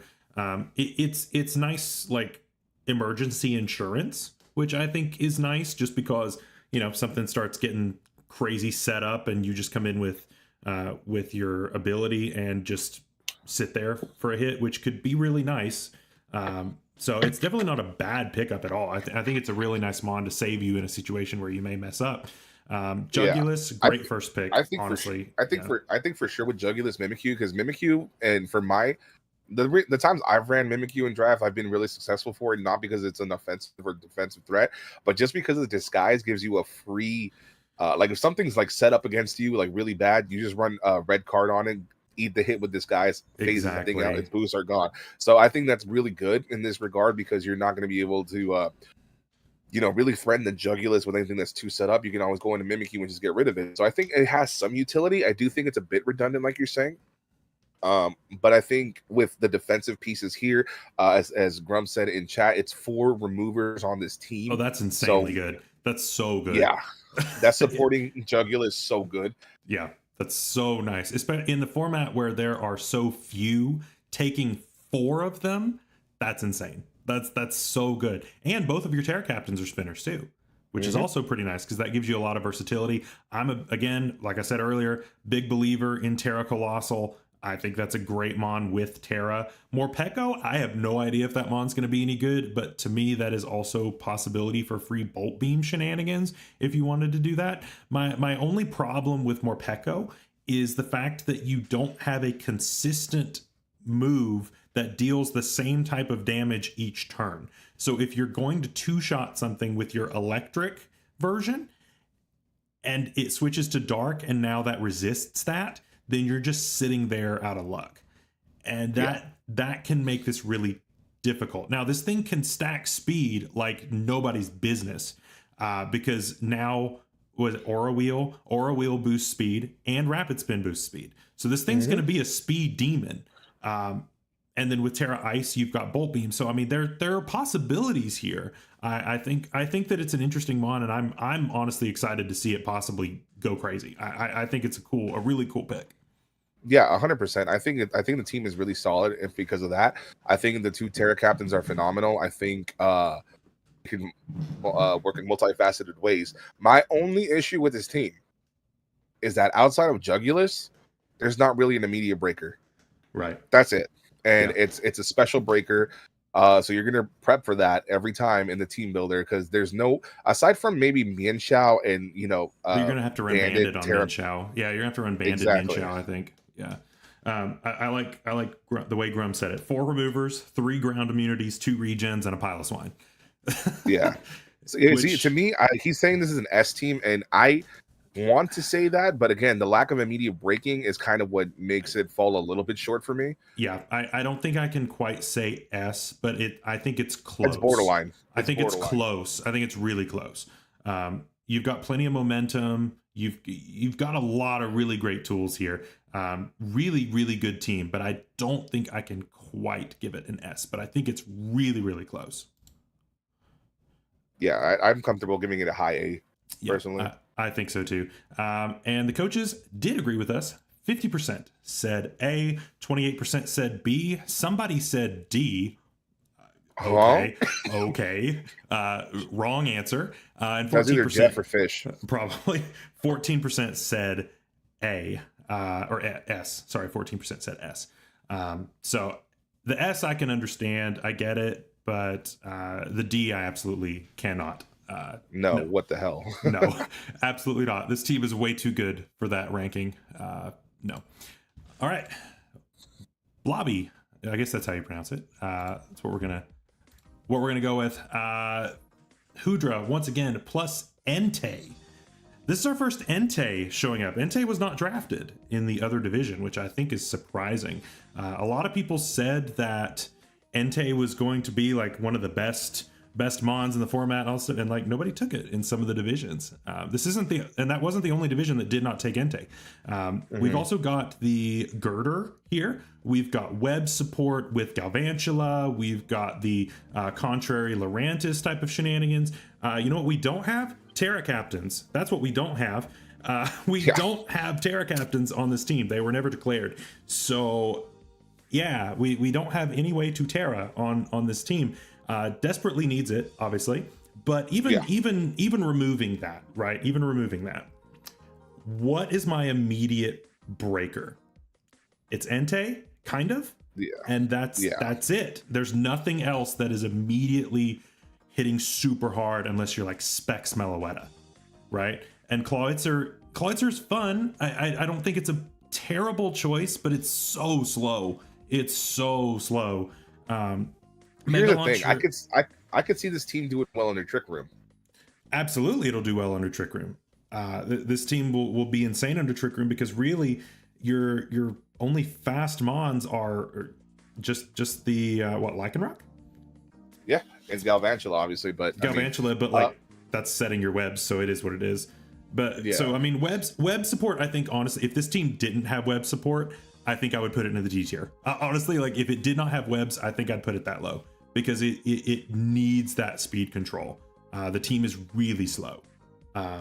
Yeah. It doesn't have the best synergy either, but I do see it functioning under Trick Room. Like I think Comfy and Meloetta potentially get Trick Room, so you can run Specs Clawitz, or you can run Leaf Storm, Contrary, Lurantis all day. Girder can just have a field day under it, right? And it does have some support options, obviously, with the Comfy. Has Hoodra on it, which Hoodra's is always a threat. And then even if you're under Trick Room, you can still run Bandit, Extreme Speed, Entei, and not care, right, about your speed Yeah. if you're still a speedy variant. So it has some hitters. I just don't see the synergy. Honestly, what I end up, this is just me. This is something that I would run, and Danny, you know from us building together a lot, and how I'm always thinking of the memes. I'm expecting, and I know Blobby's in chat right now. He's talking about how he does not need Terra, and that I said his name right, so that's cool. Honestly, I'm waiting for what is it, room service on something here, and go wild under Trick Room. I think that there's some potential if you can get that Trick Room off. That could be really scary, right? You run that on Meloetta because that's your Trick Room setter. Again, I'm not the biggest fan of Meloetta as a Trick Room setter. I don't really prefer that, but I think Comfy gets it too, which I think could work. Could definitely work a lot better having that just normal fairy typing, and then you just swap into something else, which could be really cool because you already have priority on Comfy, so you don't really need it for that. Yeah. And then honestly, this team just gets beat by Edgequake. Edgequake is really bad for this team. You got Girder and Lurantis, kind of, but that's about it. Yeah, so I mean, unfortunately, like I love Blobby and he's been a GOAT in D League, but I can't give this particular team higher than a C. I've got to agree. I really can't go any higher than that. Unfortunately, I'm just missing out on speed. I'm missing out on just a lot of the support options that I would love to have. I mean, we've got some defog, which is nice. We've got, and also the flying resist is Hoodra. The flying resist is Hoodra, and that's it. Oh, I mean, I guess Lycanroc, but like, not really. I mean, what is that to a Halucha? You know what I mean? Like, it's that's kind of This team, you remove Comfy is Halucha food. That's kind of a tough one. So definitely some things to fix on there, but definitely could be successful. The coaches said B pretty definitively with 57%, and then equal parts in C, S, and A with more than one vote in each of those as well, honestly. Interesting. So yeah, very interesting stat array there. But cool. I think the team has potential. I think a couple of transactions here and there could definitely shore up a few of those weaknesses, but definitely not the worst team I've seen. I've definitely. Hey, what's up, Nick? That's the season 2 champion in chat. Hey, what's up, man? Let's go. So we just went through the Neuron division. We're currently in UVA SD division, and we haven't touched Wi-Fi yet. So yep, Wi-Fi's coming up though. We're almost done with SD here. Now this team is one I'm excited for. I'm excited to talk about this team. This is the only person. I'll go ahead and skip to the. I'll do a little spoilers here. I'm skipping to the end and looking at Terra Metacham. Respect. How I didn't even see that down here. I still would have allowed it if I had seen it, but that's a cool pick. in this format that is budget Gallade, but you've got Terra with Pure Power, which is really cool. I think that's an awesome pick. You've got Priority with Bullet Punch, which is great. Yeah, I think that's a great Terra choice. But besides that, you have got a super bulky team. Holy cow, this team is bulky. You've got Milotic, Arcanine. Thank you, TerraVolt, for subscribing. We've got the Milotic, we've got the Arcanine, and we've got the Regidrago, we've got Terra Arboliva, we've got Sylveon, we've even got Skuntank. This team is fat. Oh my god, this team is fat. Yeah, this is a really cool team. Personally, I really like this team. You've got one of the best fairies in the format. You've got one of the best Terras in the game, and I think with some creative building, I think Metacham has potential as well. An amazing trick user with the Mismagius. Mismagius is a really good Scarfer or Specs user. Really cool. And then of course, free hazards with Cleaver. Yeah, it's a little slow. And really that's my only gripe with that. But I mean, you've also got Alolan Dougie, which helps out honestly with tangled hair or whatever it's called. That's actually not a bad ability on to this team, right? I think that's really cool. This is a really cool team, honestly. I really like this. It's a really cool team. It's got a lot of stuff that I personally really like. I'm a big believer in Milotic. Milotic has been a GOAT for me. I got several championships in Gen 8 because of Milotic. Sylvia, I'm a big believer in that Pokemon as well. And let me talk a little bit about the Alolan Dougie, right? Because I love the way the Alolan Dougie supports this team, because it can obviously rock when Cleavor wants to be more offensive and not be a lead. Tangling Hair is obviously a good ability for lowering the opponent's speed, and not to mention that this mod has access to rocks and Memento, so you can just get your rocks up, live on a Focus Sash, Memento out, bring in something like Arboliva, bring in something like Regidrago, and just set the hell up and go off. And that is such a good clutch thing for this team, because obviously you got Dragon Dance Regidrago. You can even run to Scarf Dragon Energy and go off. You can run Swords Dance Cleavor. You can do Calm Mind Sylveon and then Calm Mind Arboliva. I also really love the Skuntank. Skuntank is huge for me. I love that Pokemon. And yes, this team is a little bit ground weak, given that you have the Regieleki, you have the Cleavor, you have the Skuntank, you have the Arcanine, all ground weak, but you cover that with your Mismagius having Levitate. You cover that with Seed Sower if you want to bring that with your Terra Arboliva. And I think it's a phenomenal picks all around, basically. I think the Skuntank really rounds this out as a grounded poison plus the dark type. So I think this team deserves an S, personally. I'm in agreement. I'm normally the guy that really hates on Alolan Dougie. I can't do that this time. I really don't think I can hate on Alolan Dougie this time around, just because I think it fits really well on this team. Now, you don't have a bulky steel. That's really the only thing. But honestly, I think that you've got so much other stuff going on. I don't know that you need it. I really do. I don't know that you need it. That's another ground weakness, you know? Yeah, what's up, Bandito? Oh, Bandito's here. What's up? Yeah, I don't know that you need it, to be honest. I think this team is solid. I think it's really solid.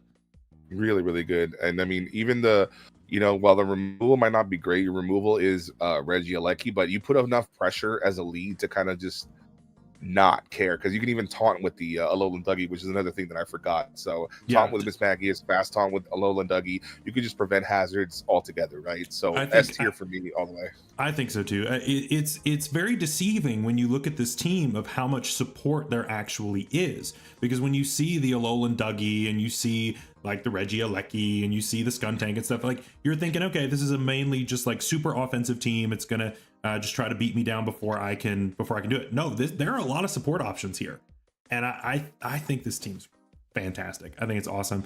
The coaches said A pretty definitively, with 50% saying that, and then we had 2 votes for S, B, C, and then somebody said D. Whoever you are, That's Fox. That's Fox. Yeah, whoever said that is incorrect. I don't know what to tell you, but that is wrong. The other ones, okay, but see, Fox is saying, is like, I know this is an S tier team because I wanted to draft it.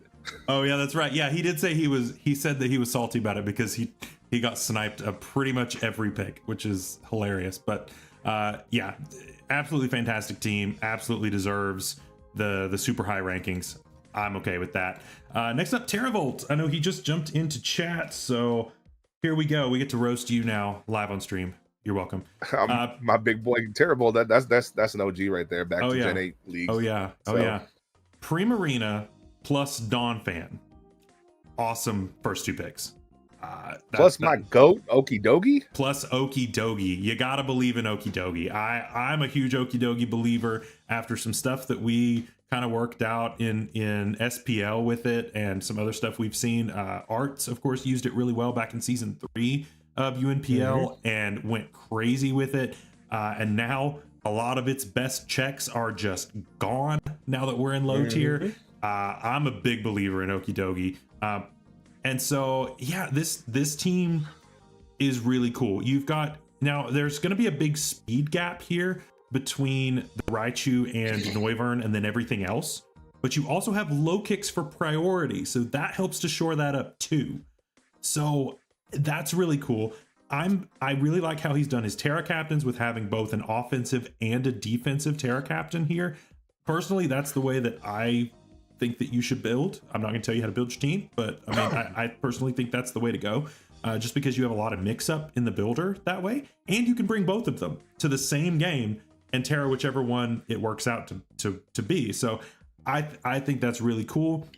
The Alolan Raichu, that's honestly the only mon I'm a little confused about. The rest of them all make complete sense to me. Personally, I think everything else makes complete sense. See, I really like the team as like it looks threatening on paper, right? I really love it. I think there's a tiny redundancy with having both Okidogi and low kicks because I feel like sometimes they want to do the same things, especially with them both being fighting types. Obviously, the dark type resist for Okidogi's psychic weakness is really good, but then you also already have that in Wo-Chien, so that's a tiny bit redundant. I think I would have gone with something else in the low kick slot, even though personally I love low kicks. I think you could have used something maybe like I don't know, maybe another flying type or something, or a ground type, you know. Yeah. You do have Dawn Fan. I think you could have doubled up on steel or ground, but I think it still works. I don't think it's knocking it too much. Again, the Alolan Raichu doesn't make too much sense on this team for me either. It's a good speed tier, but if you're not using the electric terrain, you're not really maximizing its full potential here. So Noivern, amazing pick. I love Noivern. Frisk, great speed tier. You can run Scarf, you can run Throw Spray Boom Burst, you can be offensive, you can be more of a defensive set with Defog. Primarina, huge believer in Primarina, especially in this format. This thing is a monster. You can run defensive Calm Mindsets, you can run Scarf Flip Turn, anything that you want basically under the sun with Primarina. And Dawn Fan is the Dawn, and this mon I will say got really disrespected in all the drafts because Dawn Fan went really late, and my boy Terrible was the only one who was like, nah son, I'm taking that round 2, and respect to that. And I really respect the Terra Captain as well because, like you said, Wo-Chien, really defensive and really good, can be really solid with Terra, as well as Magmortar, because Magmortar is one of those mons that doesn't appreciate rocks and spikes and all that, but with Terra remedies that. And it already gets like every move in the game. It already gets all the coverage it needs, and so why not make it a little bit better on whatever move you think is best? And that makes it a lot harder to predict what is going to be brought week to week in the Terra. So I think that's great. Also, they're all calling you washed in chat by saying that low kicks is a fighting type. Sorry, well, it does get fighting coverage, but it kind of does the same. Danny sent me a version of the team in LTM because I had low kicks and it had close combat on it, and I was like, Danny, it doesn't get close combat, but it's fine. It's fine. Honestly, I don't mind the low kicks here just because it gives you a priority way to deal with the psychics that want to go into Okidogi. Because both the bug and the dark coverage are going to deal with those psychics, and I think that's actually really nice. The Alolan Raichu, again, I would have gone with normal Raichu, or if you have an extra point, go with Jolteon, because that gives you an immunity. It gives you an electric switch in for your Primarina, which, I mean, yeah, you have Dawn Fan, but I think that would be better in this case. I don't know, because you also get the surf coverage, you also get the grass knot coverage, you also get all that extra coverage that it gets. I'd have gone with normal Raichu here instead of Alolan, just without having the immediate threat of the Surge Surfer. I agree. I agree with that. And then I'm also not the biggest fan of Dusclops, just because I feel like Yeah. you have both Registeel and Dusclops, and they're a little bit passive. I Mhm. mean, yeah, Registeel can do some stuff, but Dusclops for me is really passive. It kind of just sits there, night shades away, and blah blah blah. And I feel like you could have gone if you had a better Ghost on this team that would elevate this team a lot better. Like I would like to see Haunter on this team. Haunter makes Personally. sense. Haunter makes sense to me. Yeah, I like that. Gives you another ground immunity, which I mean, this team isn't super ground weak. I mean, you've just got Registeel and Dogi, and then again Raichu, which may or may not come week to week. But yeah, I think Haunter would be a great bring here, honestly. So, but overall, the team's pretty cool. The team is Yeah, I pretty like it a cool. lot. I think switch out this Raichu for normal Raichu, and I think you're in a really good spot on that. Again, I don't really mind the low kicks pick. He's Terrible said he picked low kicks because he felt that it was too strong into his own team, which is completely fair, honestly. Tinted lens means that it's good into basically anything. So that helps out a lot. Honestly, I think switch out the Alolan Raichu for normal Raichu, and then maybe find something else for Dusclops. But honestly, it's pretty close. Yeah, 100%. And then Fox is saying in chat that no ghost immunity is a little scary. I mean, I think that's. I mean, low kicks is kind of there. I mean, and depending on Terra's week to week, I suppose. I mean, you have Registeel who can be really defensive on both ends, so I think that's not the worst. But yeah, I mean, if you can't fit a normal type, you can't fit a normal type, right? So yeah, I don't think it's gonna. I mean, you have Wo-Chen, you have that doesn't need to Terra, right? Like you can Terra back Mortar that week, and you don't care about ghosts. So I think it's fine. Personally, I think it's fine too. I'm personally firmly putting this in the A tier. I think that 100%. It's good. I don't think it's quite S. I think there are a couple of things, but I think it's still a very solid squad there. Coaches did agree with us at an A. 42% said A, 21% said B, 28 said S, and Fox probably said D. One person said D on there, but Fox on the mode right now. Yeah, Fox just wanted to throw off all of our statistics, but it's fine. It's fine. All right, this is our last D League team, and then we move on to Wi-Fi. And that, of course, speak of the devil, Fox. First of all, Fox wins the award for best logo of every single team across this entire thing. Fox wins best logo. Don't know what to tell you. It is what it is. But so then let's take a look at his team. How did Haxorus make it to pick 8? How? This thing has base like what 167 attack or something like that. Like it's something or 147. It's something stupid like that. It's insane how strong this thing is. And honestly, I really like the pairing with Cobalion. I think Cobalion is nice. Monkey Dory gives you a grounded poison. It gives you a lot of different coverages there. It gets the focus blast for potential steals that may give some issue. Incineroar was criminally underdrafted in this 100%. turn. Like, yes, you've seen it on both divisions of Showdown. I don't think it got drafted on Wi-Fi at all. It's wild to me that people did not see the potential in Incineroar. It's such a good mon. Toadscroll, I drafted that thing in LTM. It's garbage. It's the spinner. It spins. So that's kind of the tough part. Is that our only removal? Is that our only way of getting rid of hazards? I think so. That's kind of tough. That forces Toadscroll. Well, mind you that who was it that took 4 spinners in their draft?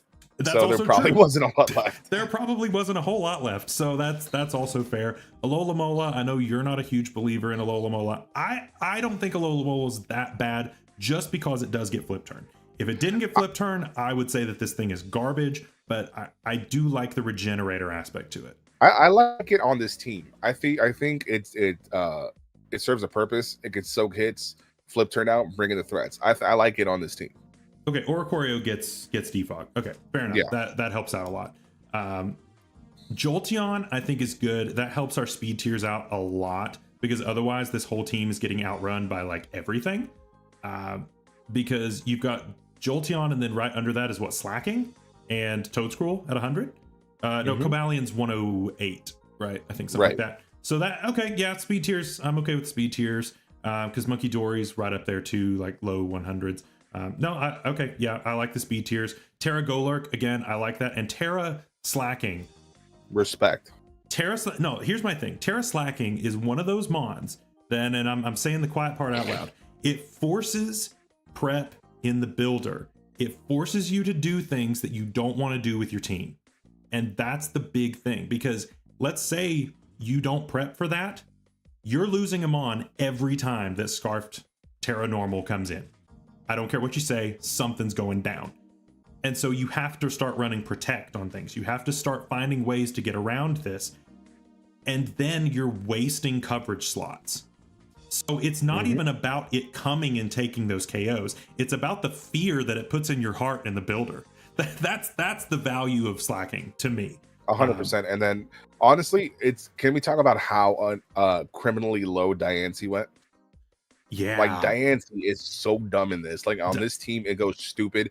Diancie's a great pick here for this team. And it's a trick room setter, which can just enable Golurk so well.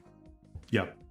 I think that's great. I think that's awesome. And again, just because I'm only showing the Bile form of Oricorio, all four are here. I just didn't think fitting 4 models into a box was a good idea.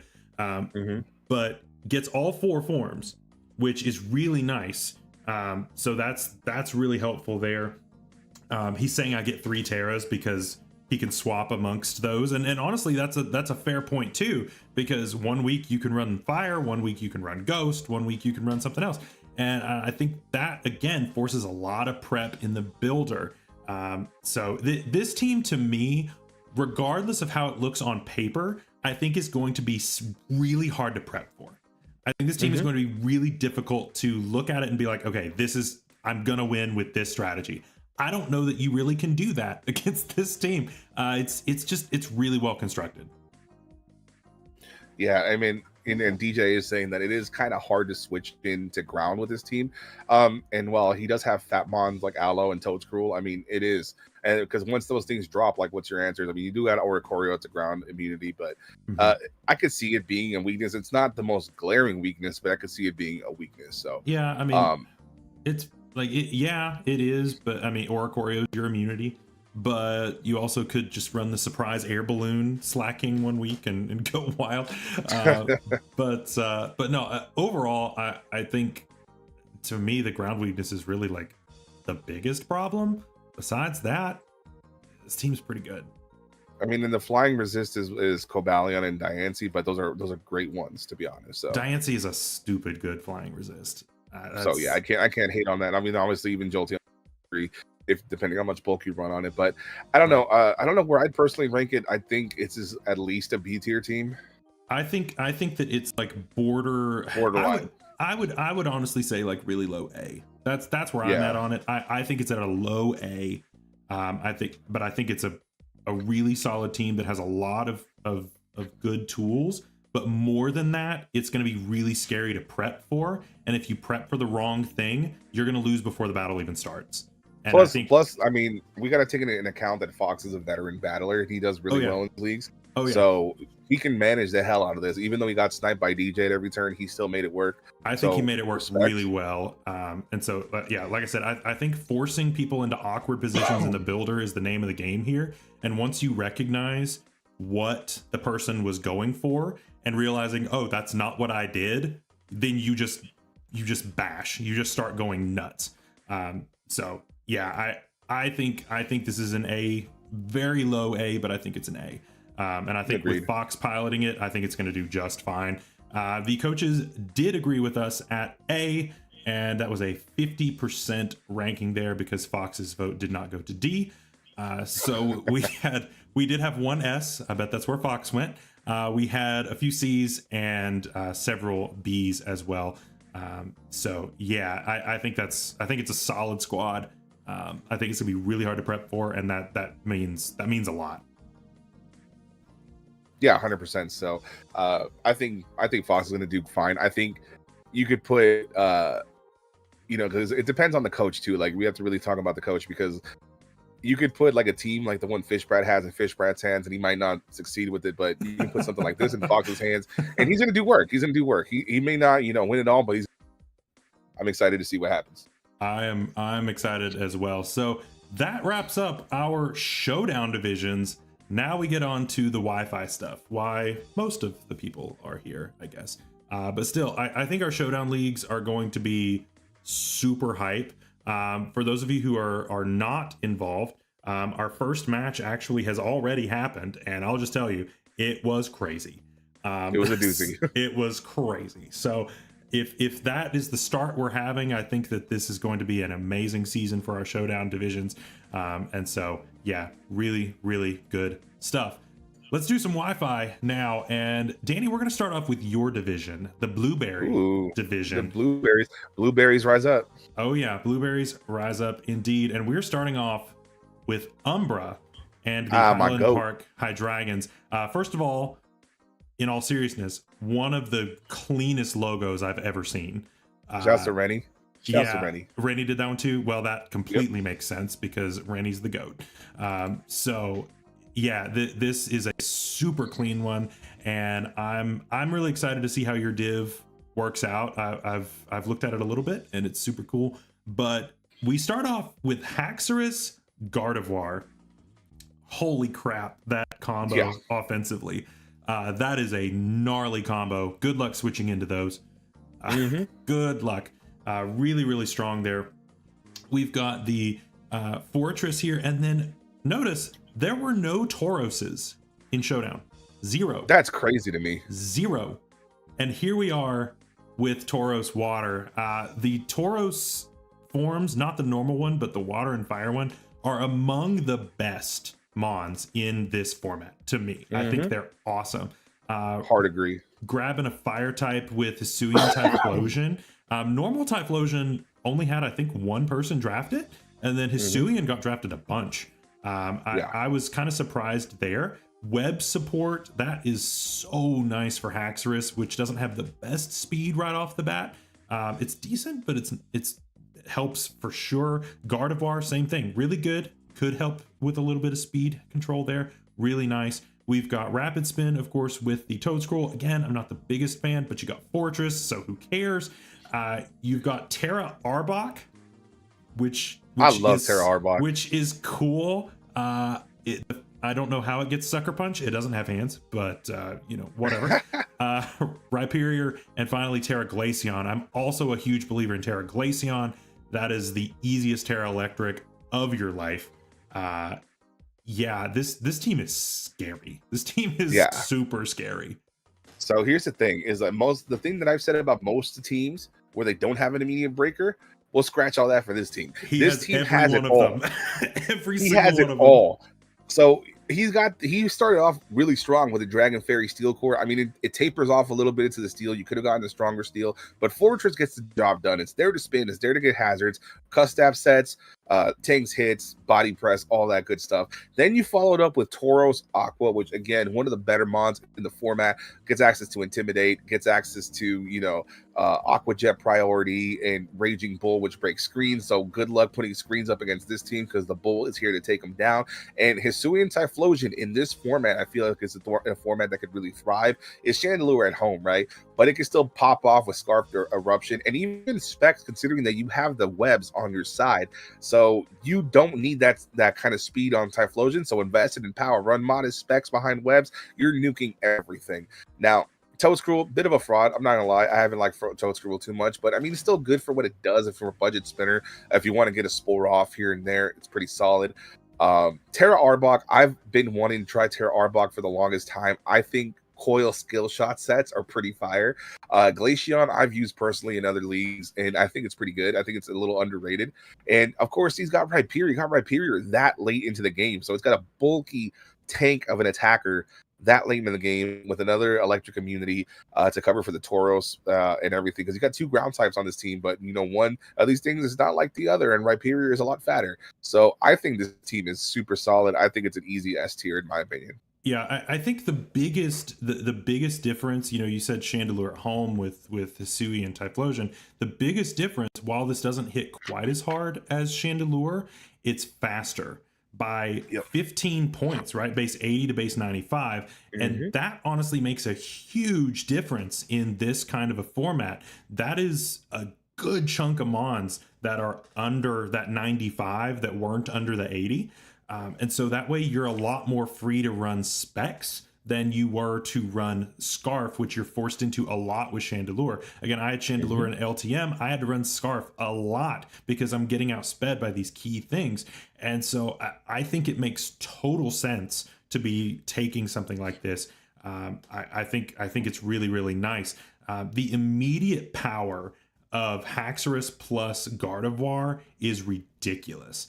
That is such a good offensive core. And here's the thing: the especially defensive capability of Terra Glaceon, I think, is super underrated.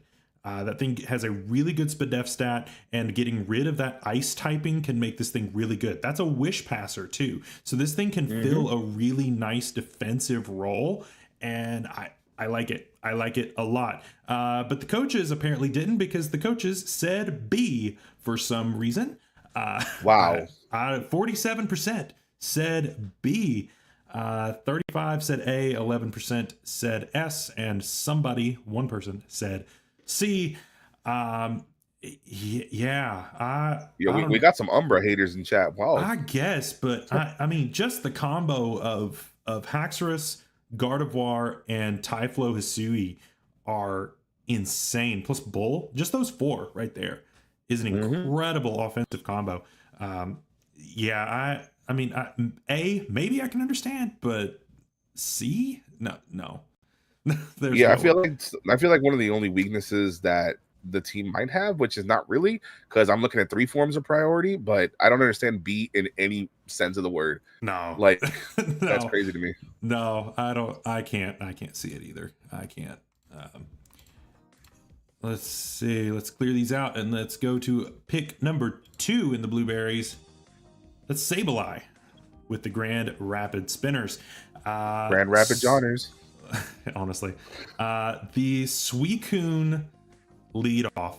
Obviously, this is a super fat mon, but to me, the support around it is weird. Yeah. The Ceruledge makes sense, but it's not until pick 8. How did Ceruledge make it to pick 8? How is that possible? Ceruledge makes sense, but why not take that immediately? Yeah, I know. I look at this team and I don't know what it's wanting to do. To be honest, I don't know. I don't see the synergy. I don't either. I don't see the synergy. I really don't know. I'm trying to see it. I really am. Sneasel's cool, but it doesn't have Terra, so that hurts. Yeah. The Wheezing is fine, I guess. The Arboliva, of course. Arboliva, you can't sleep on Terra Arboliva. That's obviously fantastic. And neutralizing gas can help with a lot of things. You've got the immediate speed with Regieleki, but then what's your next fastest mon after that? Yeah. Flagon at 100? Flagon at 100? Is that... Is You mean Sneasel Fly faster? Fraud? Fly Fraud? Yeah, Sneasel's a little faster maybe. I don't remember, but yeah, my speed tiers are a little off here. Porygon 2 is interesting. I don't know. I like Porygon 2, but I don't know if I like it on this team. Yeah, I don't know. This one's a little tough for me. Honestly, like I said, I don't see what this team wants to do. I just don't see it. How it's going to accomplish it. Like, it has individually really good mons here. So I don't know. Suicune at round 1's a little sus. Like, I like Suicune. Suicune's personally my favorite Pokemon. One of my favorite Pokemon of all time. It's solid. But I don't know if I would have I don't know if I would have grabbed it in round 1. I don't know. I feel like it would have been around. I feel like Suicune would have been around. But I just don't see the direction that this is going. And maybe that's just me. Maybe I'm missing something. But I'm personally feeling like a C. That's Honestly, you're being generous because I want to give this team the first D. I can't go Like, to above be a honest. C. I can't go above a C at all. I just don't see the synergy. Besides the combination of Saraledge and Suicune. Besides that, I'm missing the rest of it. And of course, Terra I Like believe is a Terra, thing, but yeah, like, Terra. I was gonna say Terra, I believe, was a saving grace here, yeah, it's um, that and helps. having Ceruledge, but But the rest of it I don't like it. just seems disjointed. Like it Yeah, just seems. I think I'm gonna have to go with a D as well. Honestly, like I'm so on the fence between C and D. I think we got to go with it. Unfortunately, sorry. The coaches, however, well, the coaches said C, so here we yeah, go. that's pretty fair. 35% said C, although there were 0 votes for D by the coaches. Huh. B had equal parts with A, and then a few less said S. I don't know. I don't know. Okay. Uh, I don't know. yeah, Can't. because this thing to me is teetering on the edge of F and C and D. Sorry, not F, but Yeah, it's teetering on the edge. At best, it's a C minus, and that's what I'm. Yeah. that's reaching a bit. So I don't know. Yeah. No disrespect to Sableye. I think with a couple of swaps, this could be a lot better. But I just don't see what this team's trying to do. Exactly. Yeah, I'm that way too. Again, I like the vast majority of these teams can be fixed with a couple of swaps here and there. I think Galarian Articuno doesn't really serve much of a purpose here. Yeah, I don't see that. I think you need to get the Terra off of Hitmonchan and put it on Sneasel. agreed. I think that would help out a lot. Because I mean, Hitmonchan doesn't need it. Like it gets the elemental punches. It gets the coverage it needs. It doesn't need Terra Blast. You know what I mean? Yeah, and whereas Sneasel does. and I kind of messed with Terra Hitmonchan, and it really disappointed me. So I think Sneasel's a better candidate for sure. I think Sneasel makes so much more sense on this team for me anyway. But yeah, I unfortunate, but I can't do any better, unfortunately. So it is what it is. Next one, Mr. TJP with the Bundle Montreal, Iron Fraud right there on your screen.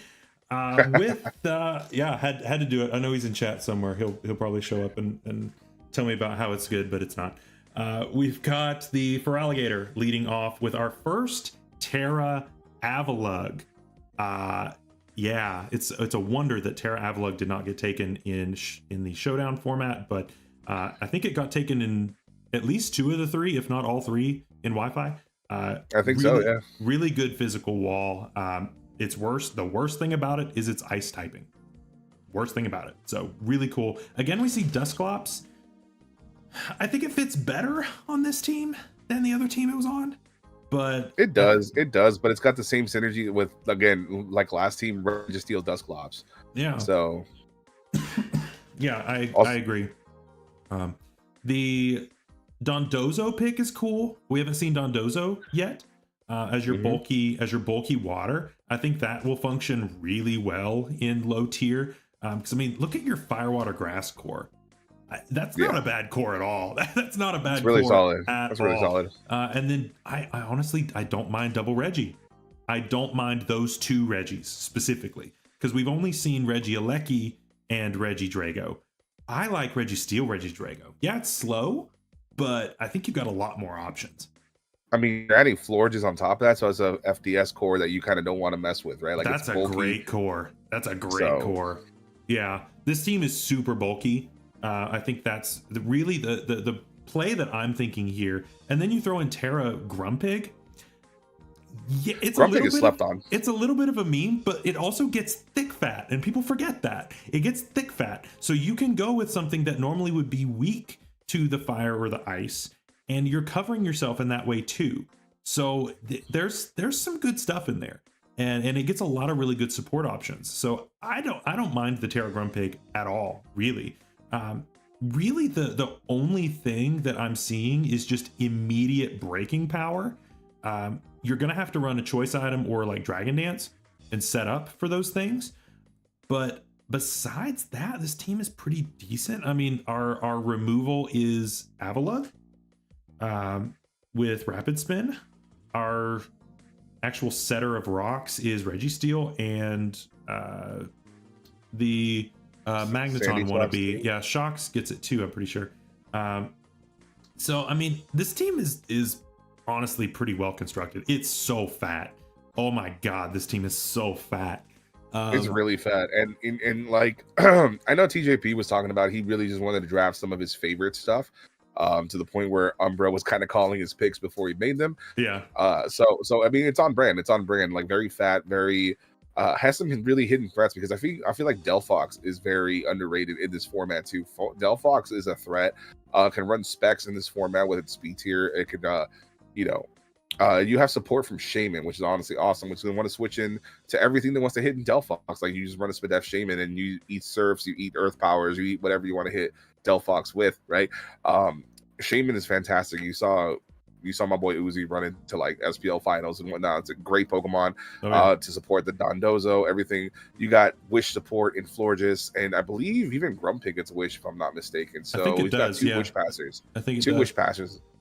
Yeah. Again, my biggest gripe would just be the Dusclops. Yeah. I think we could get something better for that. But I mean, I guess my biggest gripe is just the speed tiers. I think that's my biggest gripe is, do we have anything over 100? Because Shaman is 100. Do we have anything over 100? Is Delphox that fast? I don't think it is it? I'm not entirely. I think Delphox is in the hundreds. I'd have to double check. I haven't used Delphox in a while. Then that's, I mean, Shocks, obviously. Shocks is a little faster, but that's it. So I mean, again, I'm looking at Crocodile. Late game Crocodile could be pretty tough into this team. But I mean, besides that, this team's looking pretty strong. I think the team looks pretty good. I'm personally in the A tier. It's 105. Kurt says, by the way. So thanks, Kurt. 105, great. Okay, so that's better than what I thought. So that's fine. I think this is a solid A tier. Personally, I think that getting rid of Dusclops would maybe push it to an S. I just think that there's a little bit more potential in there personally. But what do you think? Honestly, I'm a little bit torn because I do see the potential in the team, but then I also see some holes in it as well. Again, this doesn't have the best, like there's no ground immunity for one. Right. You do have resistance Shaman, and Avalug being your only spinner means that you have to pull off a Terra or run boots every time, so you can adequately spin away the hazard. So that for me, because of those big gaming holes, is probably borderline A and B for me. It's around there. I think A. I don't think it's quite at S, but I think it's still a solid squad. You're gonna have to play very defensively with this team. This team is just gonna be really annoying to try to break. True, Hunky. True. And it's just gonna sit. I think this team is just gonna sit, and it's gonna be really hard to take down sometimes. So I think A is fair. The coaches gave it a B, which is fair too. I don't think that's a bad option there. We had 29% said C, 23% said A, and then we had 1 S and 1 D. Again, I don't, with the just alone with your Firewater Grass and your Fairy Dragon Steel, just those 2 cores right there, this can't be a D tier. Like just with those alone, much less everything else that's on there. Plus Gator, I mean, come on. It's Gator. Like Gator can really hurt if you let that thing get set up. I mean, Sheer Force Life Orb, come on, the thing is going to hurt. Really cool team. Next up, Nova with the Bermuda Kecleons, and we have our first Superior. There are a lot of firsts actually in this one. Our first Superior, our first Volcanion, Bellybolt, Galarian Slowbro, first Bombardier, Zoroark. This is a very unique team. Very unique team. I think it's super cool. I love how it looks. I think aesthetically, probably my favorite team so far. Honestly, I think that he drafted some awesome stuff. Now let's talk about how it works functionally, and if it's any good there. Superior plus Volcanion to get your Fire, Water, Grass core off rip. Not a bad idea. You've got a lot of speed with Superior. Yeah, it's really limited in its coverage, but it's really fast. And then you've got the slower, kind of bulkier, but hits pretty hard with the Volcanion, which is really cool. We've got another Orthpog thrown in there, which is always a fun time. And Belly Bolt. I know that you're a huge believer in Belly Bolt. I personally think that it needs Terra in order to be what it needs to be, but I don't know. I think it gets a lot of really good tools, but I think the pure electric typing is the only thing that I don't like about it. And then, come on, Glowbro. Glowbro in a league that does not ban the quote-unquote uncompetitive items. Right. We allow Quick Claw, so Quick Claw Quick Draw is a thing. I originally wanted to draft it for this. I talked to Danny a bunch about this mon, and I tried to fit it, but I had another mon just thrown in my lap that I had to take that was just better, and so I ended up not taking it. But I really wanted to take this because I think there's a lot of potential for you can run the really fat set. You can run Quick Draw Quick Claw and possibly pull out some crazy shenanigans that you didn't deserve. I think it's cool. I think it's really cool. Bombardier with Terra, I think, is interesting. I'm a Bombardier believer. I think it's good. You will see what Bombardier is capable of in my Week 8 LTM match, which is going up on Saturday. That was a fun time facing that. This team looks like a Jacob as always team. I'll just tell you right now. This looks like a Jacob as always team. Yeah, but the team is cool though. We've got really good speed with the Zoroark. We've got speed with the Superior, but we've also got a lot of fat stuff too. Really good steel with the Orthworm, as much as I hate to say it. We've got the Belly Bolt, which honestly fits well on this team. As much as I don't like it as much without Terra, I do think it's good on this squad. Mega for some breaking, and then Haunter. I want the Terra on Haunter. I want the Terra on Haunter really bad. That's my gripe. Yeah, I agree with that. I mean, looking at the team, like I said, aesthetically very, very cool. The late Mega pick was honestly really nice too. Mega makes this team so much more threatening on the special side. I agree because you got a lot of good physical hitters. Your best special hitters, obviously the Serp, the Volcanion, but Mega just gives you that extra oomph, right?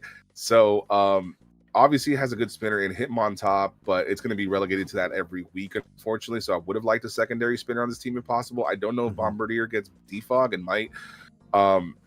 Obviously, the Orthworm is going to cover the ground weakness for the Volcanion and the Belly Bolt, so it's a very good option because obviously Alolan is going to be there.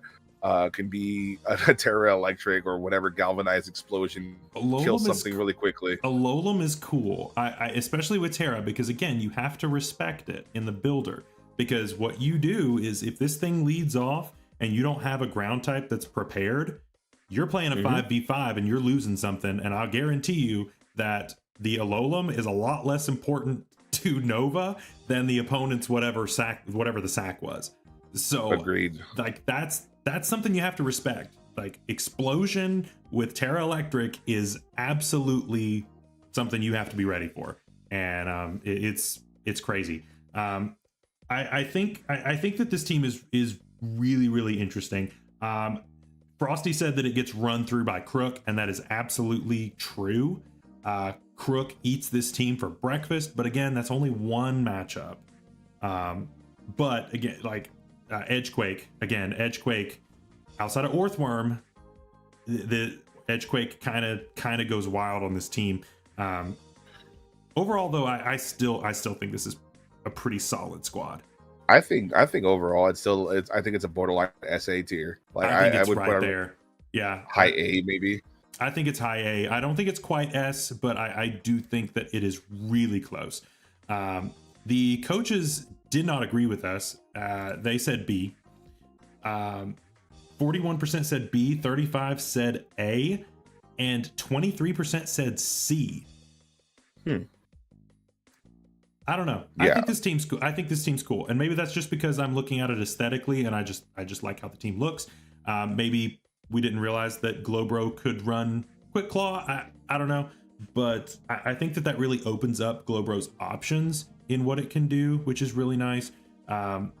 you got Pogworm, of course, which I know Grum is going off about An advocate that. for. But, yeah, I know that. But the lack of removal outside of Hitmontop is tough, because that really hurts Volcanion. Volcanion is one of those mons that it's weak to rock, but it really doesn't want to run boots.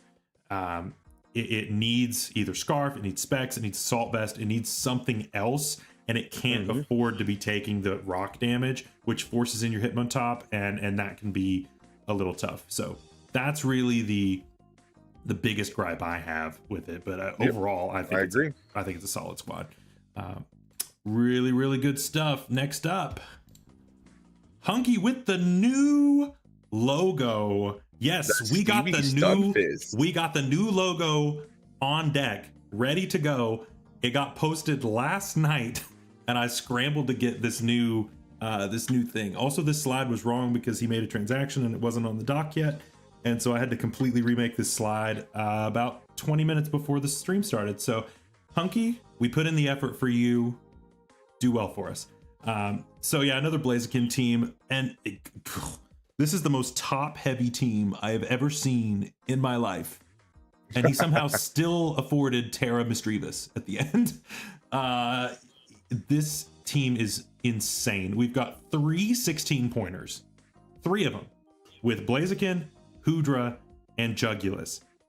And then round 5 Dawnfan. What were you all thinking in Blueberry? What is happening? Yeah, and then he drafted like the best check to Blaziken with the dog, with the doggy, with but a dog, but a dog, with the dog with the butter on it. Yeah, that's wild. Now, outside of those, the top outside of picks 1, 2, 4, and 5. I mean, I like Uxie too, but the rest of them are like, right? You can tell that it's very top heavy, but then the bottom end I think kind of falls out, and that I think is a little dangerous, because without Terra, the Electrode is going to struggle. We did not allow Terra Electrode in this format. I think it's a little too much for something like this, so he couldn't have chosen that. Originally we had Terra Muck over Terra Misdreavus. I think that switch makes a lot of sense. I honestly would have gone with Muck Misdreavus. I don't know if I'd have kept it on Clawitzer personally, or even on Dashbun. Terra Steel Dashbun is pretty great, honestly. So it's super top heavy. It's got some decent speed, of course. Obviously Electrode, but Jugulus is fast. Blaziken eventually is fast. Eventually is fast. You've got the mystical power on the Uxie, or it can be more of like a rocker, that kind of thing. Uxie's a great pickup, I think. Very versatile mon in draft. Really, really nice pick. So I think that I don't know. I think the team is pretty solid, but I think our low tiers, when you're going to prep against this team, you're going to be prepping for Blaziken, Hoodra, Uxie, Jugulus, Dawnfan. Pick one of the others. that's going to be the squad almost every week. And I think that may lead to a little bit of predictability when it comes to the team builder. But even if I know what's coming, can I beat it? I don't know if I can. I don't know if I can all the time. What do you think? Well, like again, just the power on this team, right? Because he's got the Jugulus, which is one of the few good mons that can actually use booster in this. Plus, you have the Blaziken, the Hoodra. Yeah, like I see the top 6 coming almost every week. I mean, I love Terra Clawitzer. Don't get me wrong. I think it's such a good Pokemon. It's benefits from Terra, but I think Dashbun would have been a better choice. It's just so slow. And I love Misdreavus. I love Misdreavus as a Terra captain. It's surprisingly bulky, so once you get the right Terra on it, it's going to be hard to take down. That being said, like you said, the low tiers kind of peter off, but I believe in Muck. I believe in Misdreavus. I believe in Clawitzer, and Dashbun is the best check to Blaziken in the game, and he took it off the board, which is smart. So So respect for that. So I don't know. I kind of like. I feel like it does peter off a little bit, but I think it still has a lot of potential, and I feel like Hunky is a creative enough player to make these low tiers work to his advantage. So I'm excited to see what he does with it. I like this team a lot. I feel like it could be borderline S or A in my opinion. The only thing is that Dawn fans the only remover. Granted, it's probably the best remover in the It's format the right best. now. Yeah, absolutely. So it's definitely not many points away from him. I think the ground weakness is a little heavy. Obviously remedied that with the Uxie and the I'm not the Terra Electro, but Electrode remedied that a little bit because the ground immunities weren't great, and Jugs, yeah. So that was remedied a little bit, but I think the team overall is going to be very hard to prep for. It's going to be very hard to switch into Blaziken and Jugulus. That's a 1-2 combo that you do not want to fight against, and gnarly. Unfortunately, this man's in my division, so we're gonna have to do that. So yeah, I think this is borderline S or A to me.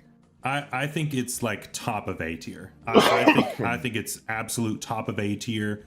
It's like right there on S. And honestly, I think that, and how to fix it and make it S, I really don't know, because I don't want to lose Terra Mistrevis. I think Terra Mistrevis is great. I think that makes a lot of sense here. I don't think giving up Dash Bun is the play either, because that's a decent enough fairy and it's stupid cheap. I think it was only like 3 points. Yeah. So I don't think I'd get rid of that either. I don't know that I would change anything on this team. I think it's good. Maybe Clawitzer, but again, I'm a Clawitzer hater. I know, but I don't know. I think that it's really good though. I think it's a really nice squad. It's one of those teams where it is what it is. It's got the hat.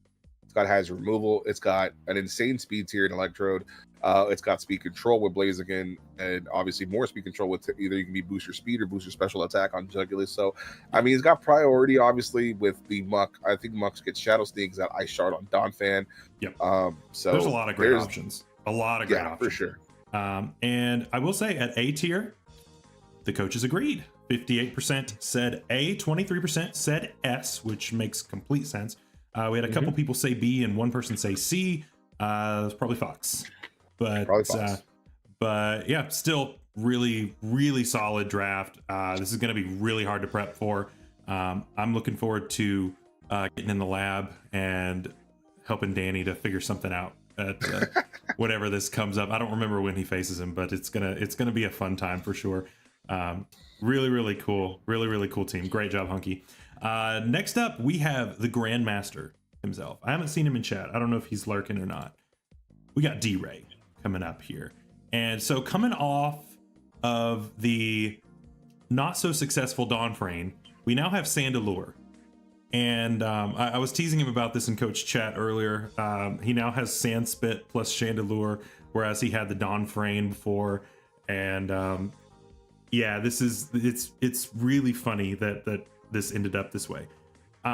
This team is significantly better than his Dawnframe team, but it's got a few things that I'm not so sure about. We do have double competitive, which I think is a really cool bring into a metagame with a lot of Intimidate. There is a real concentration of Intimidators in this low tier. And so having double competitive is really going to discourage that, which is really not good. to mention Guard Dog and and Guard Dog. This is a super anti-intimidate team. If you bring intimidate into this team, you're probably just going to lose on prep because you're going to get cooked. Holy cow. The matchup for intimidate is terrible here, which really opens up the cleaver and the mind shao a lot. That is super nice for them because again, Mind Shout doesn't hit that hard, and Intimidate doesn't help. But man, it creates a regenerator core with Hydrapple, which is really great. And Gucci Bag the Sandaconda with Open Terra, that's really good. That is a really good Open Terra captain. Water works great, Fairy works great, Ground even works great. There are so many options that you can really do, and it works well. And Mabostiv is a great Terra captain as well. I really like it because again, you can bluff the Guard Dog, and then you run what is it, Stakeout, whatever the other ability is that you swap out, and then you just get nay-nayed when you come back in with something. Yeah, it's cool. It's cool. Terra Fairy with Play Rough, really cool, or just Terra Dark boosted Crunches, going to hurt a lot. yeah, really, really solid team overall. Obviously, Quaxwell is here, but I mean, it's a really nice squad. I think it's awesome. We are relegated. Well, we've got 2 rockers, and then we've also got Cleaver, so we've got plenty of rocks. We've got what's our removal?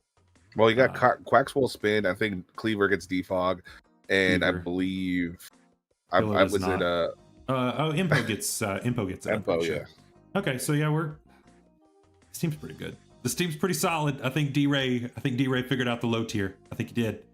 Yeah, I think he cooked. I think he cooked. I think he figured it out. Obviously, Kilowattrel on this team is really fantastic for a lot of reasons. A lot of reasons. Covers a lot of weaknesses. Obviously the Regenerator core with Hydrapple. He's Hydrapple gaming today. And, I'm a big believer in Pheasantipity. I think Pheasantipity is really, really solid. Excuse me. On this team, just because it eats a lot of the hits that a lot of the other teammates don't want to. Plus, it's always threatening with that toxic chain ability. It can absorb T spikes and do all that. And I cannot say how underrated Mabostiff is in this meta with Guard Dog and Stakeout. Like, that thing is a threat, man. Like, don't sleep on Mabostiff. It's a good dog. It's gonna bite you in the ass. Sorry for my language, but it's there to do some damage, right? So no, honestly, this is another borderline team. It's hard for me to say whether this is an S or an A. I wish it had better removal. It has solid removal, but I wish it had better. Was the only thing that I have with it. And then, yeah, that's my biggest gripe, honestly. 2 amazing I don't know that anybody else took Mabostiff or Sandaconda. Maybe one other person did, but were hardly drafted, if any. And yet, such good picks on this team. Such good picks for this team. I really like this team. And I think, like you said, the removal really is my only gripe. But otherwise, I think it's good. Now, the only other thing is that we're not going to have a ground type once Sandaconda does Terra, which could end up being an issue.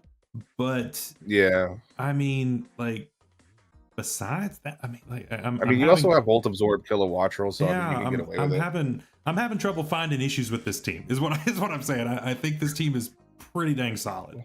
It doesn't like ground types too much. I mean, that's doesn't. one thing. Yeah. So that's another small weakness. Yeah, it does not. So do you think it's enough to knock it down to A? I think it's A. I think it's borderline. I think it's right there. I feel like D-Ray's no stranger to the transactions tab. So I'm sure that once he gets used to this team, he's going to make some changes that are going to vastly improve this team. Absolutely.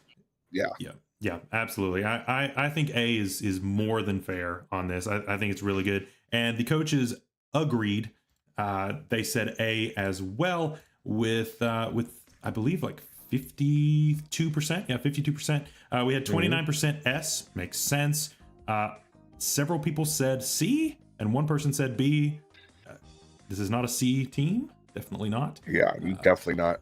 This team is it's solid. It's really, really solid. I think the A makes complete sense. All right, Danny, you ready? I was gonna say before that, I was like, it's this team plus it's D-Ray. He knows what he's doing. Plus it's D-Ray. Yeah, D-Ray can absolutely cook. And yeah, he had a rough run in LTM. I think he was just trying something different. It didn't work. I did the same thing. I tried something. It did not work. Everybody has those seasons, but man, I think he's really going to bounce back this time. So, all right. The man, the myth, the legend, the Wakes are back. It's Danny Mac has returned. And so it's hard for me to rank this team because you and I both were very heavily involved in building for it. Yeah. So this one might be a little biased. So we're going to talk it up and then I'm going to try to find things wrong with what I did. So Crook, Primarina, Bull for the first 3 picks. Really, really nasty offensive combo, honestly. It covers most of the metagame, the vast majority of the metagame, honestly. And then you took the second best spinner at Cyclizar. Why is Cyclizar at pick 4? I don't know. That should have been going right after Donphan did, but I don't know. You got it. It's a great dragon in this matchup. Frosty, you two will definitely be biased here. You know what? Shut your mouth. I think this team's solid here. It's pretty good. Sinistra, is a cool pick. I think as our grass type makes a lot of sense here. It's also our ghost type. So it is going to cover that. It's going to be spread a little thin in that regard, I think. But that can make it a little difficult. We originally had Tornadus, but then we swapped that out for Bronzong. And then we also picked up the Terra Articuno instead of Hypno. I think that's a vast improvement to this team. Terra Articuno is great. Its typing is the worst thing about it, and now we get rid of it. So that is Bolt Beam all day long. And yes, we are running Terra Smeargle over Terra Raichu.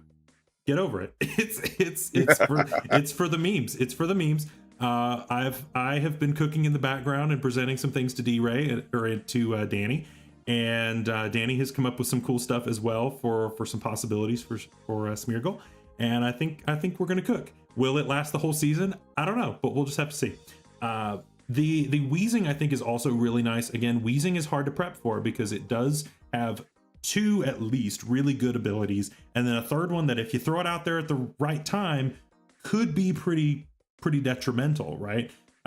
So definitely could be tough into say like a Haxorus or some other really hard-hitting dragon, or Misty Surge will absorb some of the power from those big dragon moves. Definitely could come into play in this season. But how are you feeling about your own team, Danny? How are you feeling? Well, I'm not going to be able to rate my own team because obviously, for obvious reasons, but because it's S thought process tier. Thought process behind it, man. I mean, first of all, Blueberry, why'd you let me get away with this? Why'd you let me get the top 3 and maybe even top 4? Why'd you let me do that? Like, I was for sure, like, I was freaking out in commish chat talking about, I don't know what's going to come to me.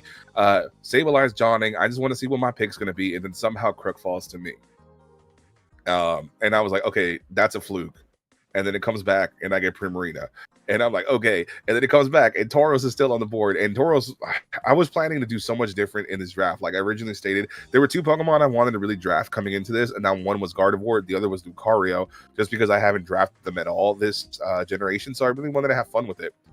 That being said, once I was able to get this core, it felt pretty insane. Cyclizar in this format, I believe not only can it be the spinner, but it can also be an offensive threat. I believe that it has room to even try shift gear sets. It can run Specs Draco. It could run a whole bunch of stuff. In this format, it hits a lot harder. I think Terra Articuno is going to be a lot of fun. I've always wanted to try that Pokemon. So I feel like in low tier, it's going to be very hard to switch into depending on Terra.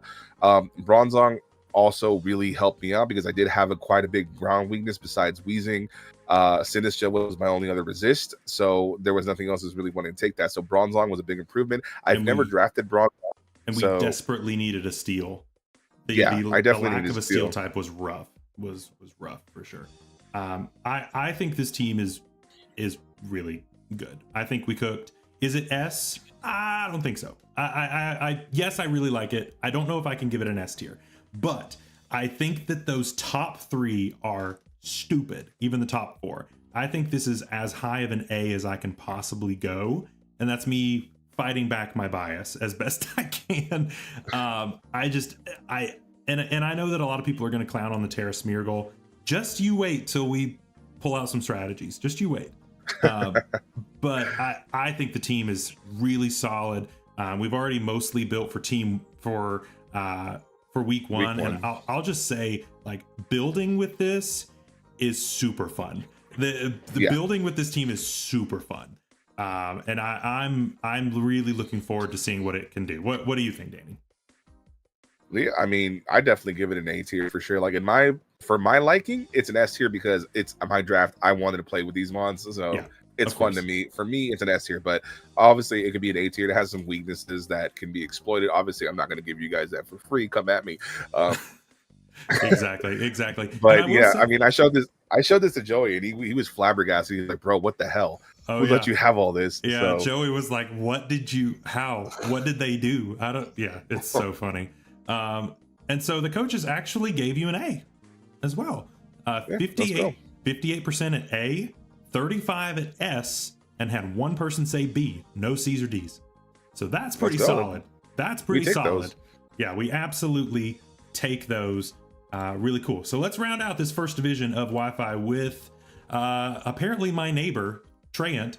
Yeah, apparently my strategy in life is go to lunch and get doxxed. So that's just how things work here. But yeah, Treyant. Okay, I like Treyant as a person. I don't know if this team is it. Tara Wochin is cool. Tara, the Basculin is cool. Again, because all three forms are allowed here. Besides that, I'm not the biggest fan of this team overall. I see some of the synergy, right? I like the Jolteon on here for Thunders with the rain. I like that a lot, but I don't know how I feel about the triple water. Yeah, I don't know how I feel about the triple water, especially with round 1 Skeledirge with rain. I don't know how I feel about that. And now Tara Wochin I think is great. I think that fits well here. I think Clodsire fits pretty well here as well. Having the Trick Room option is cool, but at the same time, this team is not stupid slow. In a lot of ways, it's kind of mid. But yeah, the biggest thing, honestly, is I don't think that Basculin does nearly as much damage as what you think. Yes, it hits hard, and adaptability is a thing, but they also intentionally nerfed how Terra works with adaptability so that it doesn't deal nearly as much damage as what you would think it would. So in that regard, I don't know. I think you're going to rely on Rain a lot in order to deal all that extra damage with the water type moves. See, because I want to say that initially the first pick that he had was Entei over Skeledirge, and then he changed it in Grace. He did. So and picked up Tauros as well.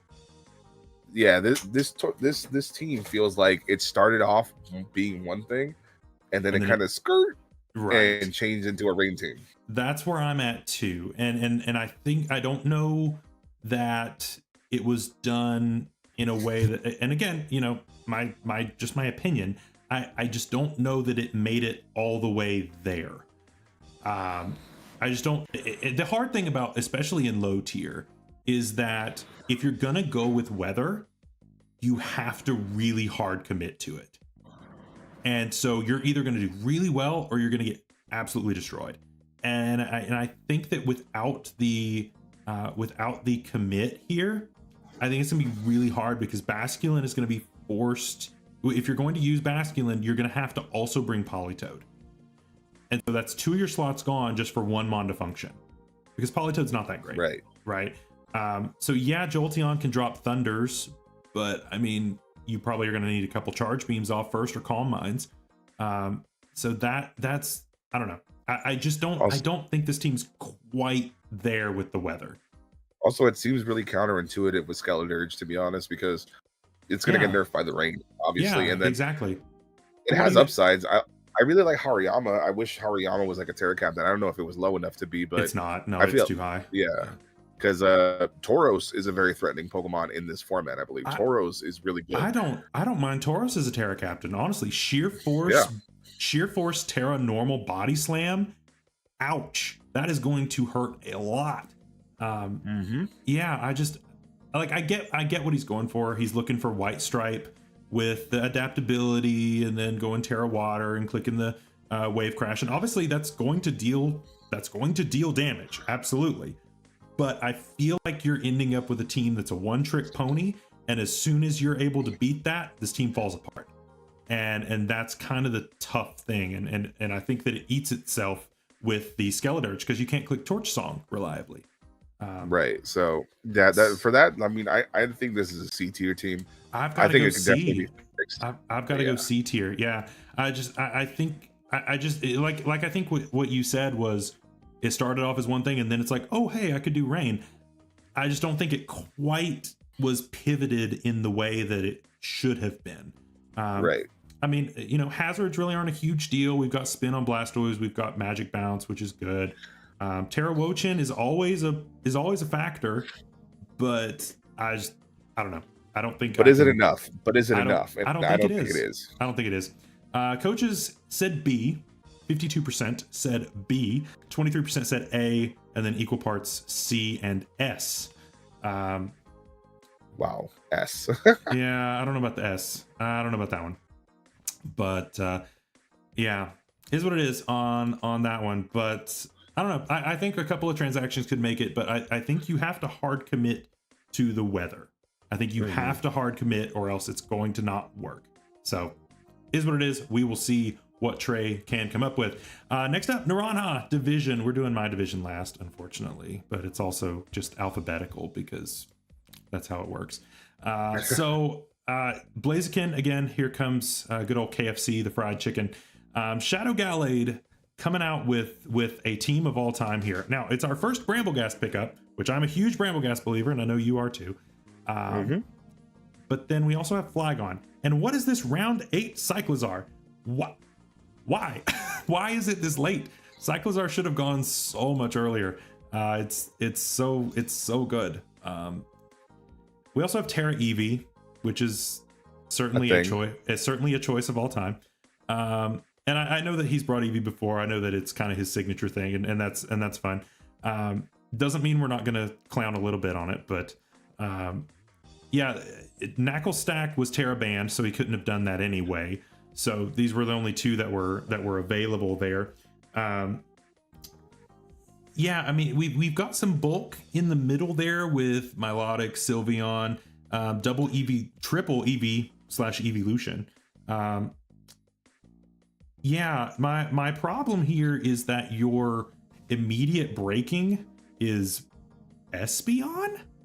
Like that's your immediate breaker, and that's a huge quotations around that, like air quotes. There's not a lot of immediate power here. Yeah, So, I mean, you can run Banded Blaziken all day, and that's good enough, right? There's not a lot that's going to want to switch into Banded CCs or Flare Blitzes, but you know what? Cyclizar, I think, can run some power. Articuno, like I have Terra Articuno, I can knock it. I don't know if here it's enough to cover for the lack of breaking on the team, right? Because you have to set up the Flygon for it to be effective. I mean, you can just use Flygon as a pivot, get your threats in and whatnot. Because this team does have some decent pivoting and flip turn, U-turn, and stuff like that. But it's definitely got the backbones of a good team. I just feel like I need something more. Like I feel like P2 is really weird here. P2 is weird. P2 is weird. I think we could have had a more offensive normal, and it would have been fine. I don't hate the normal type. It's just I think we could have done something a little more offensive. Well, he's already got Eevee, Cyclizar, and P2, so he's really redundant. 3 normals. That's tough. And I mean, yeah, we have a couple of fighting resists, but again, like I said earlier, fighting types are really good in this format, and so that may end up being tough because I mean your checks are Sylveon, which a lot of your fighting types will get Poison Jab now, and then Articuno, which Articuno is going to be your mix-up. So that's and Bramble, which I mean most fighting types run Knock anyway. So exactly, so that can be really tough, and then that also beats Espeon. So a good like tell me why a DD Moxie Scrafty kind of blows his team back. Yeah, that could be really good. That could be really, really good. Speaking of which, nobody drafted Scrafty, which is a crime. Right? That is a crime. Anyway, I'm between B and C. I noticed the no steal too, by the way. Like they're talking about there's no steal. That's why I figured that Articuno wasn't that great here because I feel like it's going to be relegated to Terra Steel a lot. Yeah, and no fairy resist. No. What's your fairy switch in? I don't see it. Yeah, exactly. That's tough. That's tough. I couldn't go higher than a B personally. Yep. No, that's a B tier at least. Yeah, I that's where I'm at on it. But and actually the coaches agreed with us on that. 50% said B, 42% said A, and 1 person said C. See, like Jacob's saying this is a C plus, and I kind of agree with him there. But I mean, I'm good with giving it B. I think it's borderline between the two. I think it is like too. A low B. I think it's like B minus or C plus. That's kind of where I'm at on it. But yeah, no, I'm with that. I get that for sure. All right, Spider. This logo goes so hard. It does. It's super cool. But a 9-mon draft led by PZ, which again I took PZ in LTM and I sucked with it. I was probably one of the worst coaches with PZ of all time. It's not to say that it's bad mon, it's that I'm a bad coach. But again, Breloom with it. Nobody else took Breloom. Everybody is sleeping on Breloom. I think Breloom's cool. It's just really slow. We've got Mandibuzz with it. We've got the Swampert going on. This team overall is interesting because the Hatterene pick is weird a little bit, just because you've got a team that's mostly pretty fast with PZ at 90, Salazzle's at what, 120 something. You've got Zebstrika, which is at like 115 or something like that, and then Frostlass is also pretty fast. So you've got a really fast team, and then you've got Hatterene. It does help having the bounce, but you also have Mandibuzz, which is arguably the best defogger, probably second best behind Empoleon. That's really good, but you've also got Spin. So yeah, the Hatterene pick is a little confusing to me. I guess just going for a fighting resist, but I don't know. The Hatterene pick's weird, but besides that, it seems really offensive. I don't know how it's going to deal defensively because a lot of this stuff's pretty frail. Yeah, I mean, I like the Breloom pick a lot. I think Breloom's super underrated in this. I totally agree. You get your Mach Punches are gonna hurt in this format. Swampert really good with the flip turn, can be bulky, can be offensive. It's got a base 110 speed. Terra Captain in Frostlass, and Frostlass has the same base attack, base special attack, so it can run triple axle, it can run blizzard, it can run whatever. And you have to respect that. You have to respect exactly. That. And Poltergeist as well, which access to Poltergeist, which is interesting. Zebstrika, honestly, really cool Terramon. It can it has a good speed tier again, can run the bolt bead combo if it so needs to. That being said, though, the synergy in this team is a little bit weird. It's not like on paper, it seems kind of strange, but I could see it working together. I don't mind the Hatterene too much. I feel like he's just trying to take the stress away, or they're trying to take the stress away from getting hazards on their side and having Fortress having to spin every time while they get up T spikes with Salazzle. I mean, I kind of get it.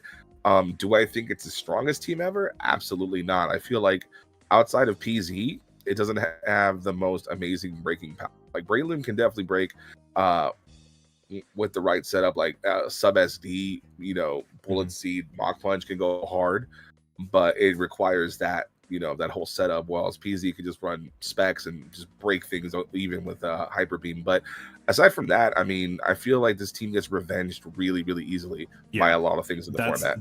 That's my problem here too. Now, again, two really fast and awesome Terra Captains. I think the Terra Captain choices are really good, and I think that they work really well on this team, but I just don't know how well this team is going to do in the format where you do have things like low kicks to come back in and other things with priority. Because I mean, what your priority is Breloom, and then you've got you've got Ice Shard on Frostlass, but that's it. So yeah, priority eats this team for breakfast in a lot of ways. So if you can prevent the defog / spin and shuffle some things around, this team is going to struggle in that way a little bit. I don't think it's a bad team by any means, but I think that it will struggle in having to give up a lot of key pieces on you take down something, but then you also have to lose something at the same time, and that can be tough. The only removal being Fortresses. I mean, you also have defog, I guess, in Mandibuzz, but Mandibuzz is one of those Pokemon that kind of has 4 move slot syndrome. You want to bring Toxic, you want to bring Roost, you want to bring Foul Play, you want to bring U-Turn, you want to bring Knockoff. So it's tough to relegate it to defog every time. So I'm not super in love with that, which is why I say I understand the Hatterene, because you don't want to relegate to that. That being said, this feels like a middle of the pack B tier team, to be honest. I agree. I think it's going to win games, but I don't think it's going to excel too much. Yeah, I think it'll be fine. I think if you come in with a good strategy, and as long as you're careful with hazards, I think this team will be fine. But I don't think it's going to be anything insane, personally. Now, the coaches did agree with us at B, 64%, pretty definitively on that. We had 28% in A, and then 1 vote in C. So firmly in the B tier. So that makes a lot of sense to me as well. I think it's a B, right in the middle of the pack, but has a lot of potential. So really cool. Next is Frosty. Again, really awesome logo that we're rocking here. And who let this man have Crocodile Suicune Okie Dokie? Who did this? Uh, who did this? Yeah, that's a really good top 3 combo there. And then you've got the sneaky little Unburden with the balloon and the monkey with the terrain. I think that's pretty good. I think that's a nice little pocket combo. You don't have to run it very often, but if you just keep it in the background and pull it out every now and then, it can do some work. I really like the Drift Blim plus Thwacky bring here. I don't think it's as good without Terra, unfortunately. I think Drift Blim really wants Terra, but still not a bad mon at all. The web support is cool, but that's really your only fast mon outside of the Unburden on Drift Blim. So the speed tiers are going to be a little wonky there. Terra Magmar, I think, is underrated. I think that's a really great Will-O-Wisp option with Terra. So I think that's going to come a lot more than Alcremie. At least I would bring that a lot more than Alcremie. But yeah, I mean, I think the team is solid overall. I don't think it's the best team I've seen. We've got, our weaknesses to ground really aren't that bad. And we drafted the best ground in the format, so don't have to worry about that as much. I don't know. I like the tools. I don't think it's an S tier, but I like the tools. See, I think this team's insane for a lot of different reasons. Obviously, the Crook, the Suicune, the Okie Dokie, awesome, they're going to support each other really well. Very well. Tinkaton there also. Like, Crook loves Tinkaton on the side. I think it's very phenomenal here. Uxie is going to do Uxie things. Galv with the web support is okay here, because that means you're not relegated to running Scarf on Crook or on the Okie Dokie if you want to run an offensive one. Again, Terra Magmar very underrated here, just because defensively that thing could be a beast, considering it gets flame body. So if you touch that thing, you're going to risk getting burned. Obviously, it doesn't even need to run Will-O-Wisp.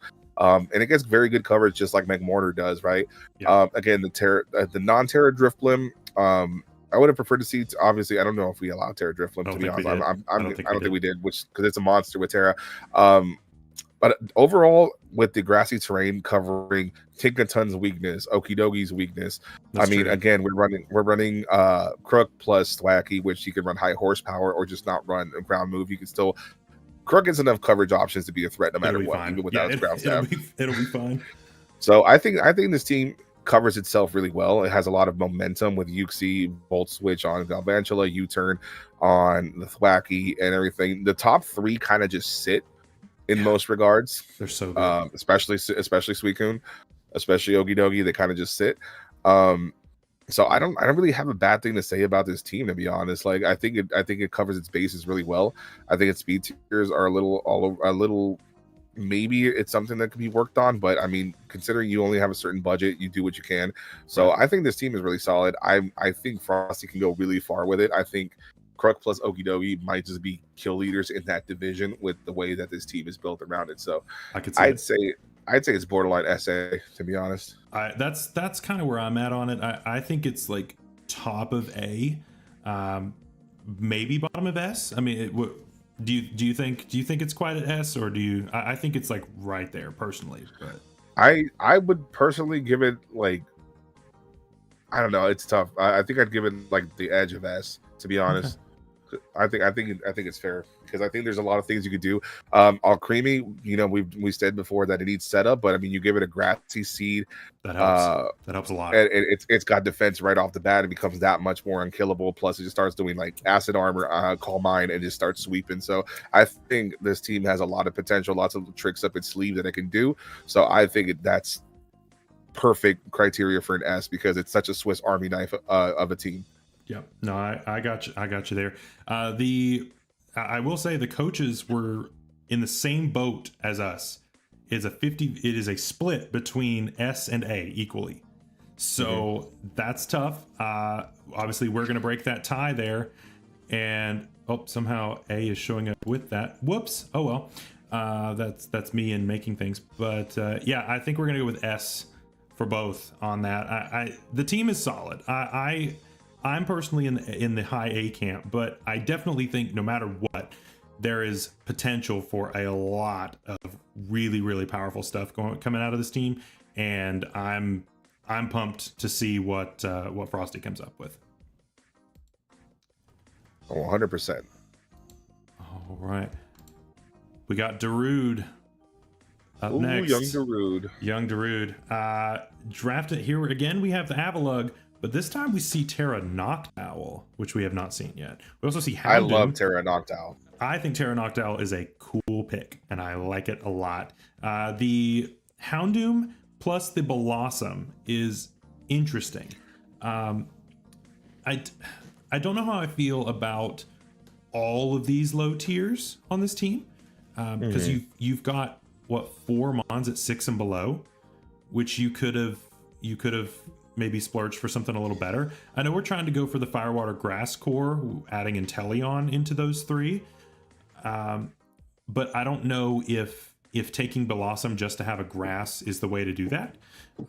Just because, yeah, I mean, it can Quiver Dance, but if it doesn't Quiver Dance up, this mon's getting just run over. So that's a little tough. Hoodra plus Sandy Shocks is good. I do like that combo a lot. You are ground weak with that combo though, and your immunity is running Levitate on the Wheezing or Noctowl before it Terras, or I guess you've got the Levitate on Mesprit. But that could end up being a bit of a problem is just ground types in general, because you've got to get Inteleon in, and that is super frail. So at that point, you're probably going to lose something when a powerful ground type comes in. My overall assessment, I mean, looking at it, I just don't like how the team looks together. It looks like I'm just looking at a ZU team plus Hoodra and Sandy Shock. So that's yeah. It looks messy. It looks messy. It's a little messy. I think ground types are going to eat this thing for breakfast. And like again, your best check is Inteleon, but it's not bulky enough to come in and take a hit. So something's got to go down in order for you to get in the Inteleon, and then at that point you just rinse and repeat later. And so I think that this team is going to get revenged by ground types really easily. I don't know the situation where you bring Blossom. I just don't know that I would bring that, because we did Terra ban it due to we kind of blanket banned most, if not all, of the Quiver Dancers. And so I feel like without Terra, Blossom may or may not even be worth taking. Houndoom could be a pocket, something in the back. The Darkened Fire is a decent combo, but again, I'd love to have solar power going on here too. But we don't have that, or I guess that's just on the Mega. Maybe I'm just living in the past. I don't know. And I mean the Fairy Resist is Wheezing. The Fairy Resist is Wheezing. Yeah, that makes it really tough. I don't know. I'm kind of in the C camp here. Yeah, I'm in the C camp as well. Like, I think Darude is definitely a skilled enough battler where he can make this work, despite how it looks. Yeah, but sure. I think the team itself, judging based on that, it would just be C, like middle of C. To speak. I think it's comfortably in C, in my opinion. Yeah. The coaches said B. 50% said B. 28% said A. 14% said C, and one person gave it an S. So probably Darude. It very well might have been Darude, but I think C makes the most sense here. Yeah, 100%. I think C makes the most sense, but oh well, what do I know?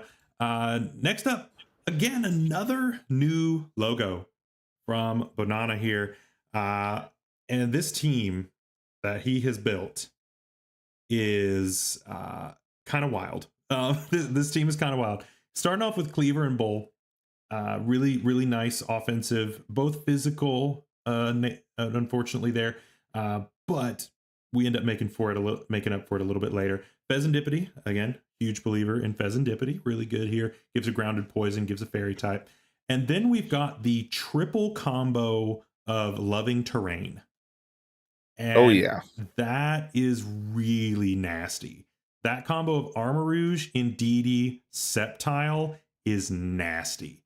We got Psy Spam, folks. Psy Spam and done really well. And so then you look at what else was taken. You also then throw on Regieleki.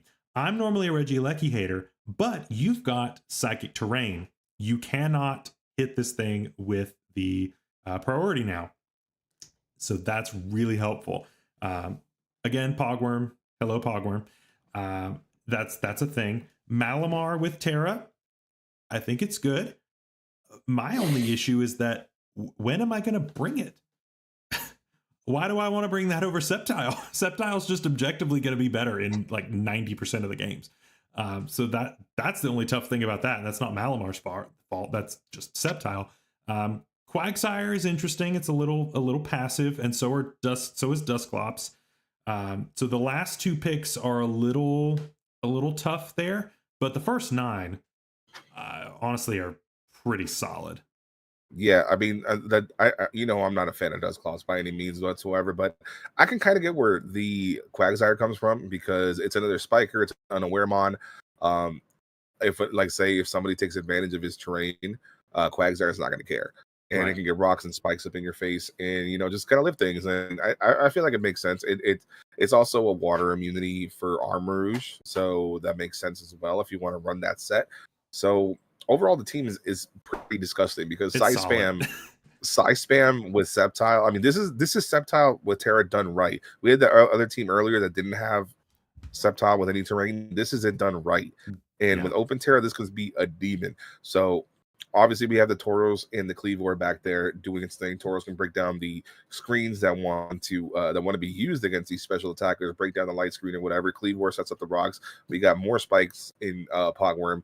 We got Rapid Spin. I mean, that's the only thing that this team is kind of lacking, is the only Rapid Spinner is Aleki. But I mean, with all the threats, I mean, basically Armarouge just wants to sit inside of terrain and not care. So it's not going to be swapping out too much, I want to say. But that would be the only gripe that I have. This team is a lack of removal.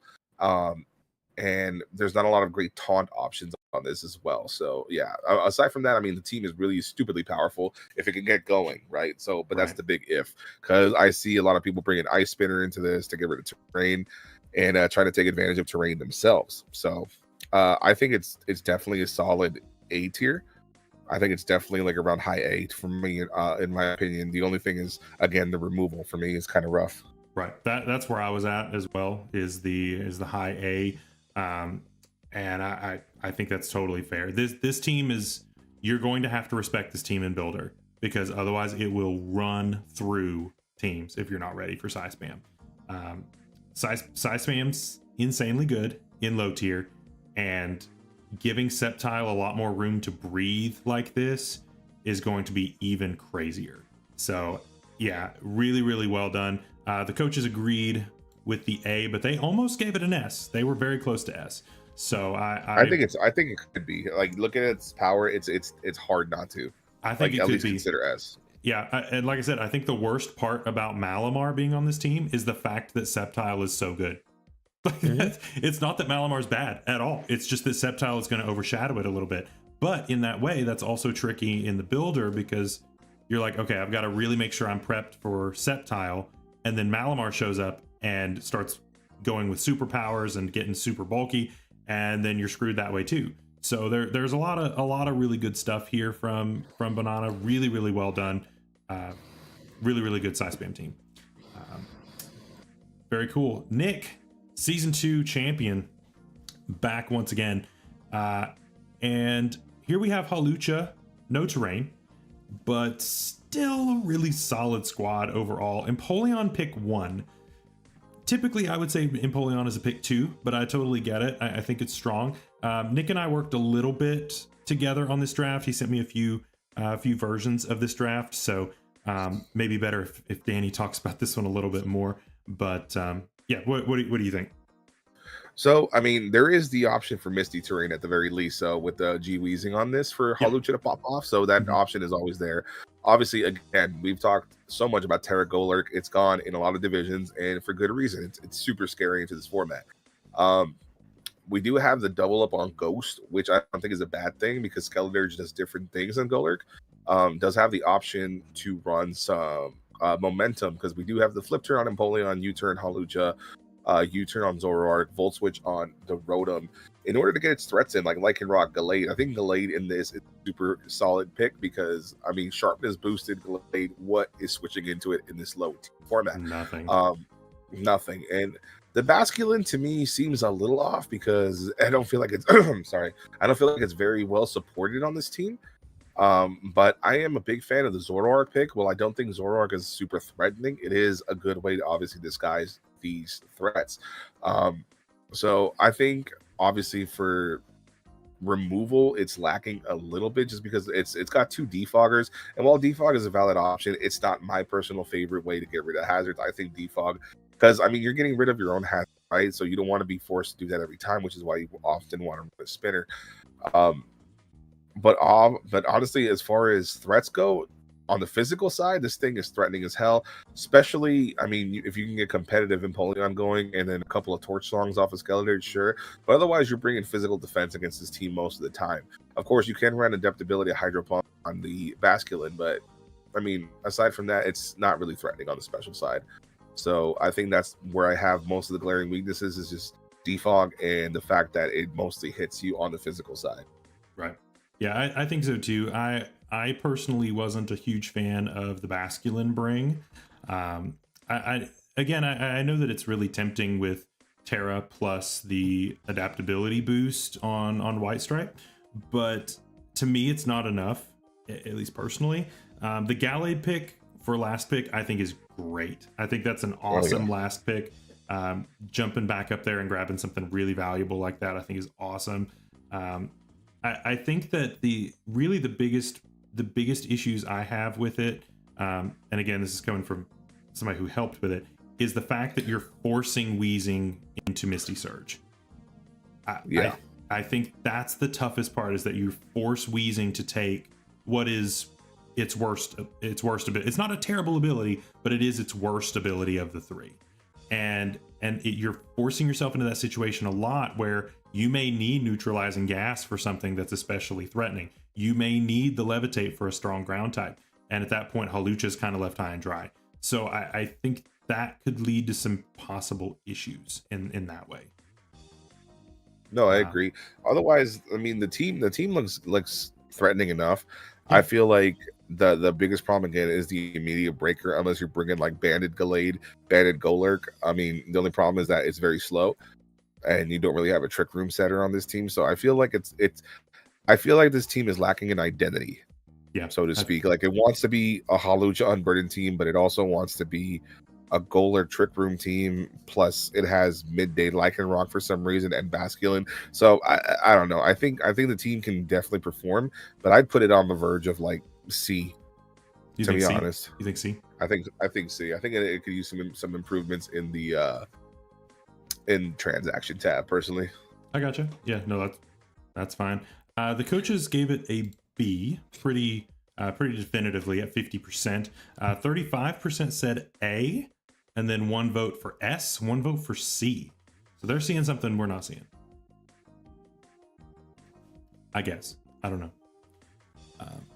But either way, I think the team has potential. I think we need better support for Halucha, and that would help out a lot. And then I think that there's just some weird stuff in there that could be fixed with transactions, but definitely not a bad squad at all.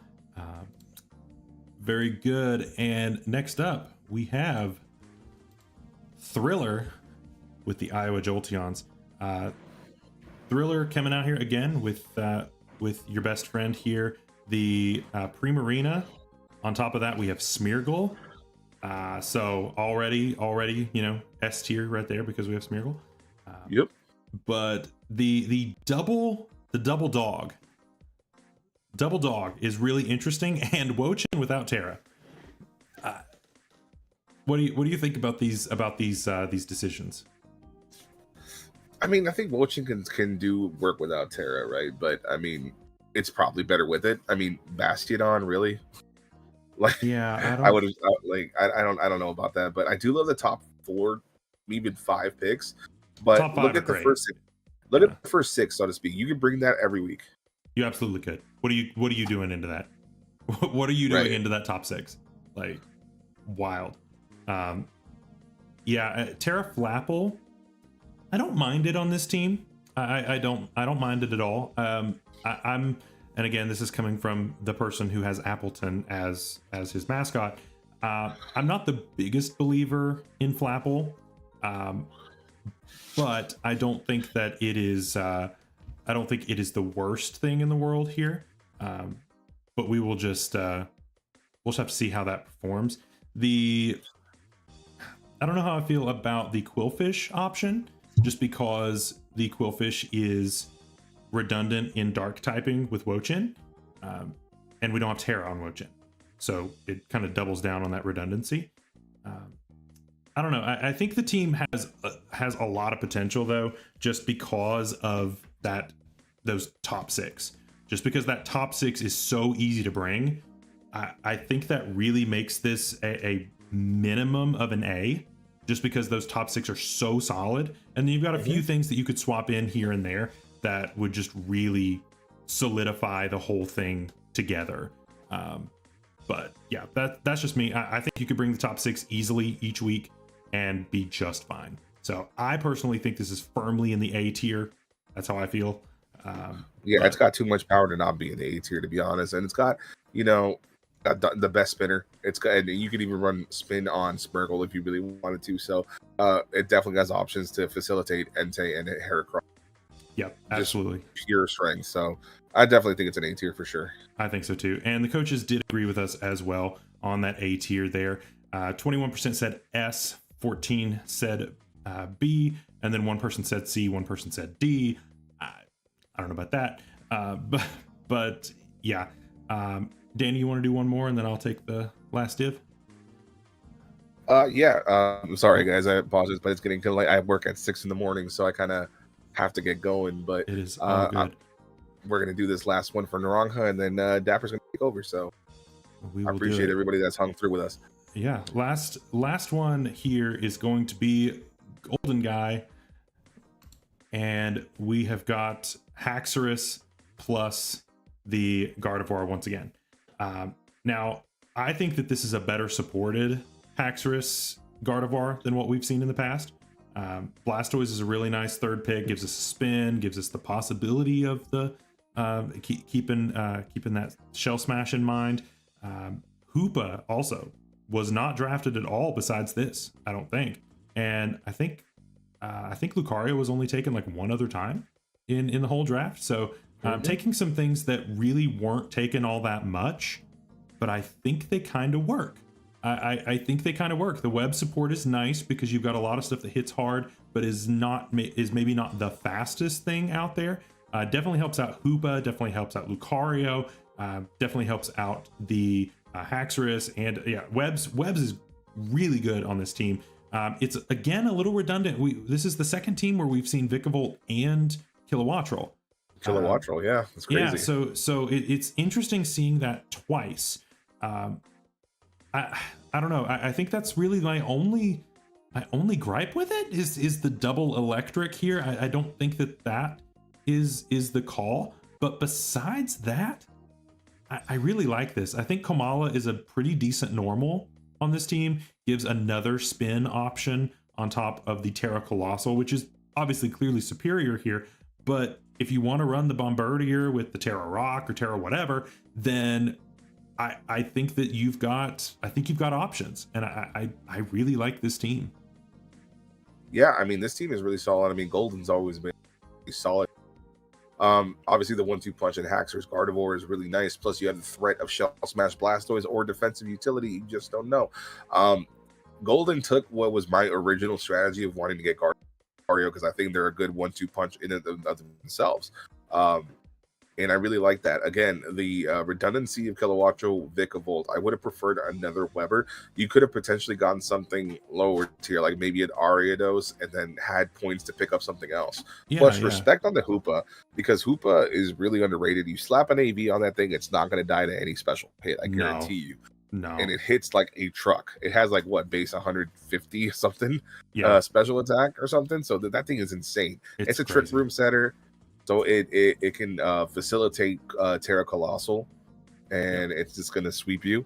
So I think it's really good. I think this team is very, very nice.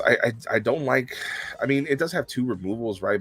But one of them's Terra. Kamala is a little bit exploitable. A little bit. So But aside from that, it doesn't have a steel type besides Lucario, because Lucario is not a real steel type. Let's be real. It's No, not tanking it. It's not taking Dracos. honestly, like, I think if you drop Vikavolt, pick up Ariados, because that gives you a grounded poison. Grounded right? poison. That gives you the grounded poison, which is nice. And then go and get you a halfway decent steel. I think that the stonks on this rise significantly. Oh yeah, 100%. I think that improves it all the way up to an S tier, because this team's gonna be hard to beat for sure. I think as it sits, it's an A, but I think if you made that transaction, I think it'd go to an S. Oh yeah, 100%. I couldn't give it anything other than an A personally. I think it's really good. Coaches agreed, also an A. 50% said A, and then we had almost a 50-50 split between S and B. That's about as A as it gets. So yeah, I think this team is really solid. I think that one simple transaction would really boost it, and I'm excited to see what Golden can do. I think it's going to be a really tough team to face. But yeah, I'm excited to see what he does with it too. But with that, guys, I'm actually gonna peace out here, because again, it's getting late and I got work early in the morning. But I appreciate everybody that came and hang out. Sub to Dapper if you haven't. Make sure you join the Discord. For those that aren't, exclamation point UNPL. And we'll see you all for the next one, man, because we're gonna keep doing some of these PRs as the week goes on, hopefully, and maybe we'll split it better so we don't have to do all 40 coaches at once. But yeah, we'll keep working on that. But thanks to everybody that's hanging out tonight, and I'll see you guys around. All right, night, Danny. Good night, fellas. We will push on without Danny. We'll try not to talk too much smack about him while he's gone, but we'll try not to talk too much smack. It's he definitely can't go back and view the VOD afterward. It's fine. Yeah, for sure. Yeah, but so now we're getting into my division for this ending part here.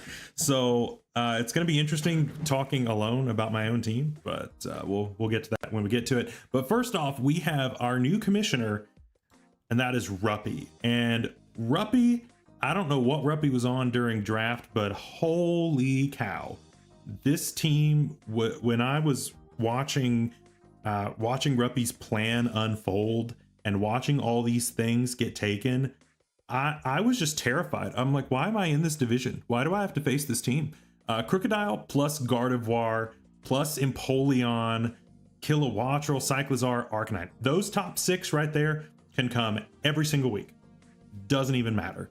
And that's great. Then you also throw in Terra Cryogonal, which is an insane pick. I think that Mon was severely under-tiered personally, just because of Open Terra. This thing loves Terra Electric, it loves Terra Steel, it loves any of that kind of stuff.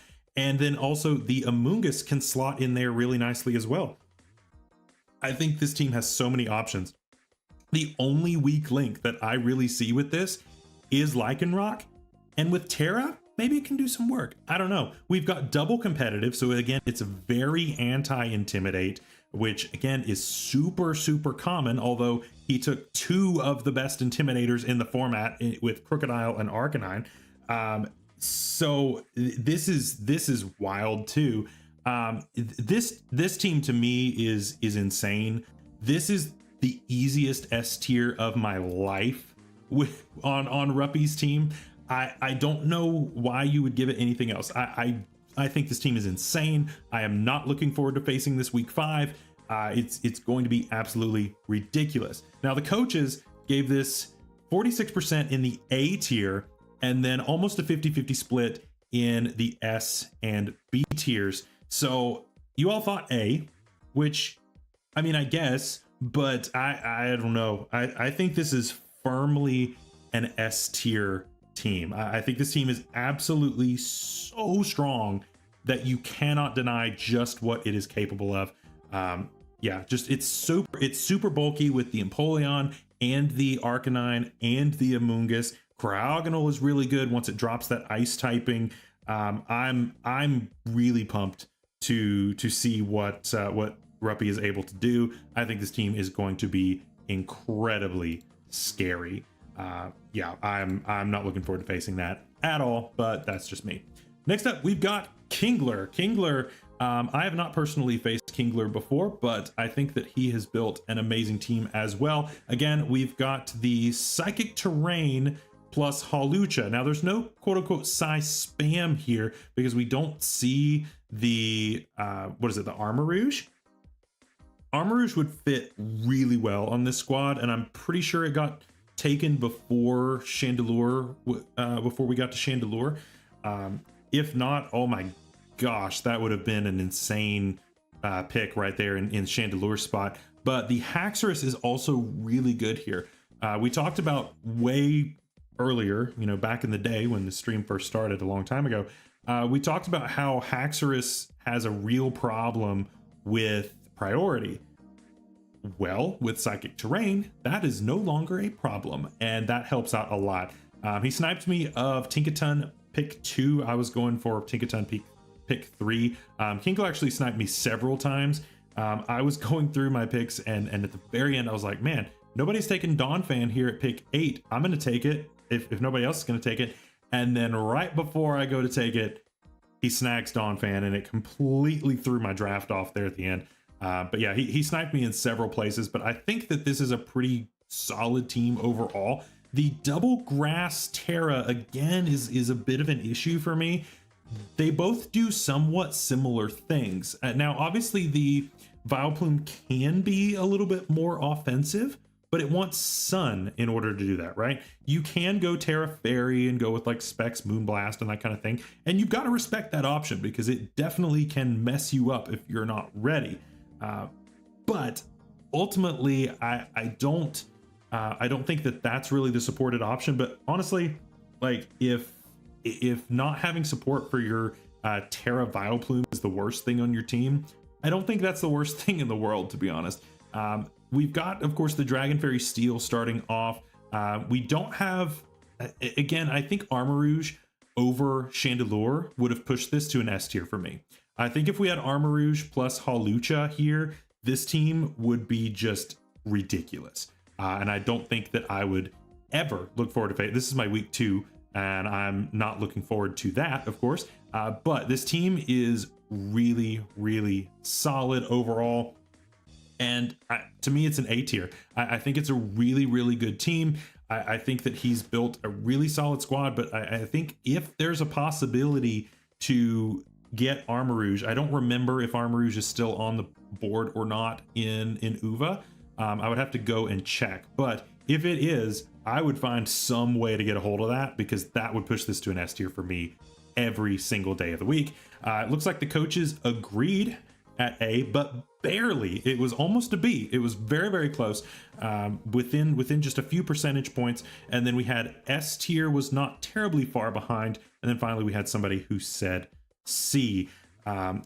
Yeah, it's talking about snipe Snuggalo. It's wild how many snipes really happened in a format where there were so few coaches and a board that was still big enough. There were a ton of snipes, a lot more than what I expected in an 8-person draft. In a 16-person draft, sure, it's going to happen all the time. But for 8-person, I feel like there was a lot of sniping, and it definitely caused some issues for my drafting anyway. But still, very, very solid squad coming out from Kingler. Next up, look, it's me. It's me, Dapper Snapper, out here gaming just a little bit. Now, obviously, again, I'm biased when it comes to this team. I think that I've drafted a pretty cool team personally. So let me talk about my thought process, and then we'll see where I end up on that. Jugulus plus Okidogi.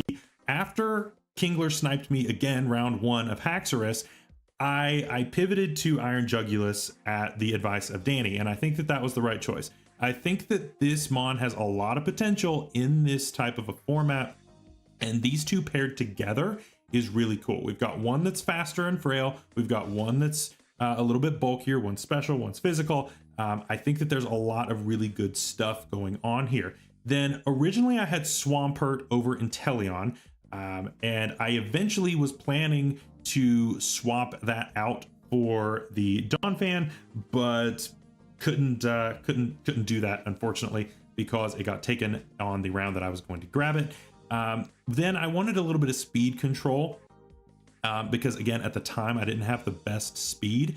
And so Klefki ended up being a really nice option. It will help out with something like the Jugulus. It will help out with Okidogi, which is already pretty bulky, just be a little bit bulkier, and also Reggie Drago. This is going to free up Reggie Drago to be able to set up those Dragon Dances a little bit easier, or maybe to fire off some big specs hits, whatever it happens to be. It's going to help out a lot because that mon is pretty bulky. And speaking of bulky, we've got a bulky water in Araquanid. We didn't see a lot of Araquanid being drafted, honestly, throughout this whole thing. It only got drafted like 2 or 3 times maybe. But still, I think it's a really good mon, or a nice web setter. I haven't drafted webs this generation, and I think it's about time that we start, because webs definitely can be really, really nasty, especially for Okidogi. Then I got Terra Raichu. This really helps me out in giving me an immunity to electric for both my Jugulus and my Araquanid, which I think was really needed. Again, I was hoping to get Donphan at the time, didn't work out. So now my ground type is Sand Slash, which gave me another Rapid Spin option, which is good. But ultimately, I feel like I need that absorption of the electric attacks in order for this team to function, because otherwise I think that Jugulus gets picked off a little bit too easily. Next, Skeledirge. I went back and grabbed Skeledirge because it was open. I wanted to have an Unaware mon. I wanted to have a fire type that was going to be reliable for me, and this worked out really, really well. And then to complete my Fire Water Grass core, we took Terra Sawsbuck. I personally think that Sawsbuck is not a bad option in this format. Originally, I wanted Terra Dodrio. I thought that Dodrio was a little bit better, but now looking back at everything, I think that Sawsbuck makes a lot more sense because it's a lot more versatile, where Dodrio is a lot more of a one-trick bird instead of pony, I guess. I think that this gives me a lot more options, again, with the Sap Sipper, like what we talked about with Fish's team. I think that this gives me a lot more potential in an open Terra format, where with something like the Dodrio, you're going to be running Terra normal like 90% of the time. So this gives me at least more reason to mix things up week to week and make it a little bit tougher in the builder. Personally, I really like how this team ended up coming out. We've got a lot of speed on this team. At least most of my mons are pretty speedy, like 95 and above, which is really good. And those that aren't can set up to become that, which is really, really nice. We've got some setup options. We've got Unaware. We've got screens. We've got decent hazards. Our removal is lacking, and that's really my biggest problem, is that my removal is kind of tough. And I do this every draft. Every time I draft without the best removal options. And that's why I wanted Donphan, but it didn't work out. So yeah, I did it to myself once again. So that's going to cause Jugulus to struggle just a little bit. But I think the combination of Jugulus plus Dogi is going to be really, really nice and going to be really difficult to deal with in a lot of situations. Again, you may feel differently. I do not think that my draft would ever get an S tier, even with my bias and everything. I don't think mine is S tier. I think it's an A though. I do think that my team is pretty good. I definitely think it's an improvement over my LTM draft. And so I think that there is a lot of potential here. I don't want to give away all of the things that I'm cooking up, but I think that there are a lot of potentials for some really strong stuff. And you all seemed to agree with 61%, pretty definitively in the A tier, with several saying B and several saying S. So that works out. I will absolutely take an A, and I will take that in stride, and we will hopefully have a really good season with this awesome team. Next up, Arica with the Singapore Screamers. Again, really cool logo. I like this a lot. And we've got a pretty offensive team to start. And then we take a bit of a turn once we get to the end. We've got the Mineshow plus the Overquill plus the Gyarados, which is really not a terrible combination. It gives us double Intimidate. Again, that what I talked about, Intimidate is very focused in this metagame. There's just a lot of Intimidators that are showing up everywhere. And so you've got to make sure that you've got really good counterplay into Intimidate, because these can cycle pretty easily. You just cycle one in, and if you're just stuck on a physical attacker like Blaziken, then you are not having a good time. and that can help out a lot there. Mesprit, I like Mesprit a lot. It's a more balanced fairy there. I was really shocked to not see a Zelf taken in any part of this draft. I don't think anybody took a Zelf at all, which I was really shocked at, because Azelf is a really good lead. It's also a good specs user. Like, I don't know, didn't see it, but it's fine. Shocks is nice, gives us a nice speed tier, which is good. And Whimsy for the support. Whimsy's a nice support option. Obviously the typing isn't the best, but it doesn't matter when you've got Prankster and are going first anyway. So I like that. Duraludon, not too bad, although it is a steel/dragon, which means that it does not resist fairy, which could be a little tough here. All of my would-be resistances to fairy are also just neutral, and so that can be tough. I see this team struggling into fairies a little bit.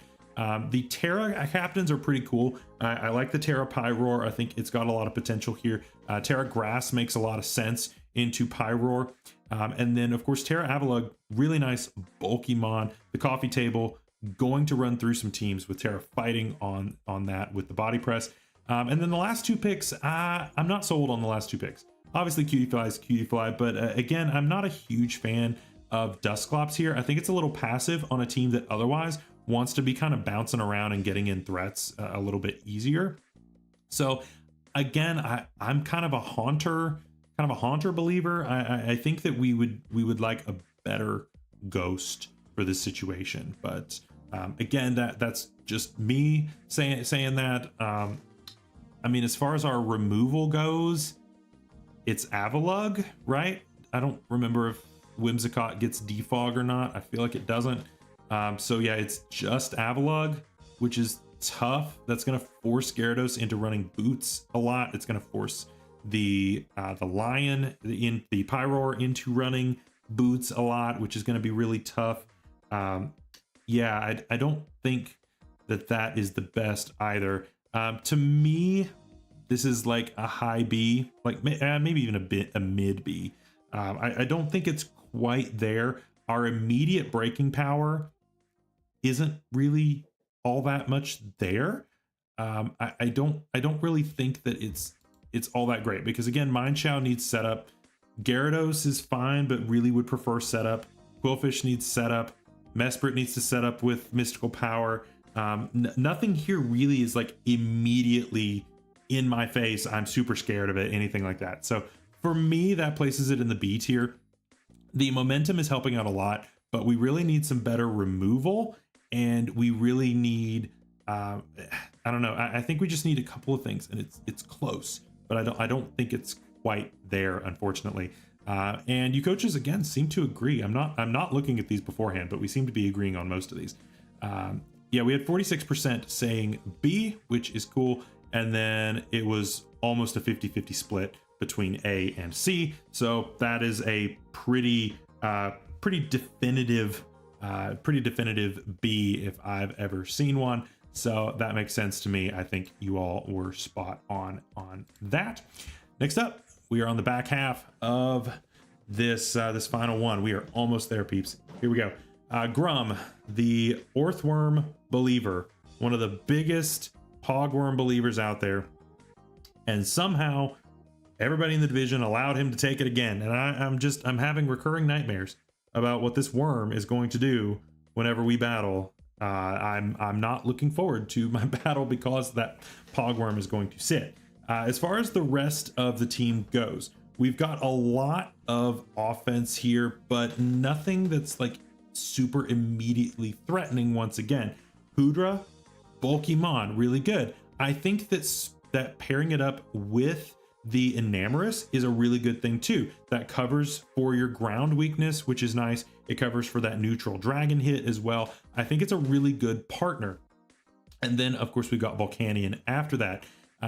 It really puts pressure on Orthworm being your ground immunity, because then even beyond that, you've got Colossal, which is not Terra, and you've got the Electivire, which needs to Terra. And I mean, it's obvious you're not going to be bringing Honchkrow all that much. So it really puts Orthworm in a bind, in my opinion, to really, it makes it have to be your ground answer if Enamorous goes down for whatever reason. And Amorous is super bulky. I've drafted it before. It's a nice mon. I don't think it's as bad as what everybody says that it is. It's not the best thing out there, but it's a decent fairy. You've got the agility set, which can do work. You've got the bulky stuff with Draining Kiss that does 1,000,000. I think there's potential here. I think there's a lot of potential. If you let this thing set up Iron Defense, Calm Mind, you are done. It will absolutely sit and you will lose all of your Pokemons to this. So I definitely could see that being a problem. But yeah, I think ground types, especially crocodiles, are going to do really well into the squad, because again, that can just flip and go for close combat into the Orthworm. I think crocodiles specifically are going to do insanely well into this squad. So gonna have to find something to deal with that. Now listen, I don't know if Grum is still in chat or not, but because he's not here, I'm not going to give him above a B because that worm is there. I think a B is honest. I think a B is good. And that's really not trolling. I think that the team is solid, but I think we're stretched a little thin in our ground type resistances. And so that could end up making this a little bit difficult to deal with. So that's just me. Edgequake is going to go even harder into this team. So definitely going to have to be careful with that. And look at that. Again, people agreeing with me at B. It's nutty. 46% said B, 38 said A, and 15% said C. I don't know. I think it's good, but I think it's going to struggle defensively. Even though we've got these bulky mons, I think the typings are going to make it a little bit more difficult, unfortunately. The double fairy, I don't mind, but yeah, I don't know. I think that there is room for a little bit of tweaking, and I think that this team will be really, really solid in the end. But Grum's a good battler. Grum's a really creative builder, and he's got Orthworm. So Orthworm and a prayer. That's really all that Grum needs in order to do well. Next up is Arc. I love this logo with the Cosmogs. I absolutely love that. And we've got Raikou as our first pick. Raikou wasn't taken all that much in this draft. It was taken, I think, one other time on the Double Dog team, but besides that, Raikou really wasn't taken all that much. So unfortunate for Raikou, but I'm not the biggest believer in Raikou. I would rather have Entei, personally. If I was going to take one of the dogs, I would rather have that. But that does give us nice momentum, which is really good. The Slowking, again, that's a decent momentum mon, gives us Snow, which is cool, with the possibility of Terra Ice on the Articuno in order to give that a little bit more bulk. Besides that, there's not a whole lot of Snow synergy, but I mean, who cares? Without Terra on a Alolan Sandslash, I don't think many people are really building for Snow, and I believe we banned Terra on Beartic as well, so I don't know why you would really go for that. So yeah, it is what it is. Titan, obviously, I don't think it was in the format at all. So, or if it was definitely Terra banned. So, I'm not really worried about that. Gallade is an amazing breaker. I'm really happy to see that on this team. Gives it some nice physical offense that can be really difficult to defend against. The Grimmsnarl giving the screen support is really good for Gallade. It's really good for Raikou. While Raikou has a little bit of bulk to it, it definitely helps having that little bit of extra on there, which is nice. Toadscroll, again, I'm not the biggest believer in Toadscroll. I don't think it's the best mon out there. It is what it is, but I do think that you've got an okay amount of ice resisting here. You've got Slowking, and then of course you've got the Magmar pre-Terra, which again doesn't always have to Terra. The pure fire typing isn't that bad. And it's not a bad Terramon at all. With a Violite, I think it can do just fine. So I think that's nice. Again, Terra Articuno here. Again, we've got a defensive Terra and an offensive Terra, which I'm happy with. I think that's good. Wheezing and Ambipom. If you sleep on Ambipom, you're going to get wrecked by that little monkey. But overall, do I think this team is going to be like running through people's teams? I don't think so. I think the team is really good. I do think the team is good. My immediate breakers, I definitely see the Gallade being here, and it's going to force switches, which could lead to the possibility of a Swords Dance and this thing going absolutely wild. Sharpness is something that cannot be slept on. It is an insanely good ability. Yeah, definitely a really good pick up there. I like the support options. I like the offensive options. I definitely think that there is a lot to like on this team. Our removal is Toad Scroll. That's the problem that I have, really, is that's going to force Toad Scroll not only to come, which is not good, but it also forces it to be your spinner. And that puts you in a really big bind. If you don't want to bring it, then hazards are just free, which this team is going to really hate webs. This team is going to really hate webs. If you don't have Trick Room on deck with Slowking, this team is going to absolutely hate Sticky Web. So that's a big weakness that I see. I see this like mid to low B.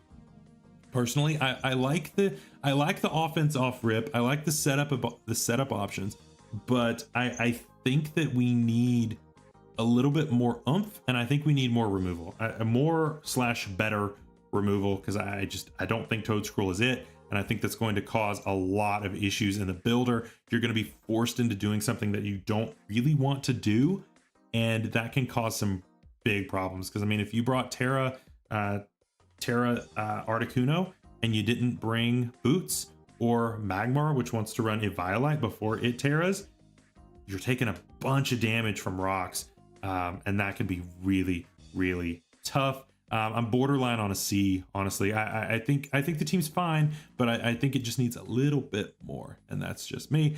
The votes again were basically half split.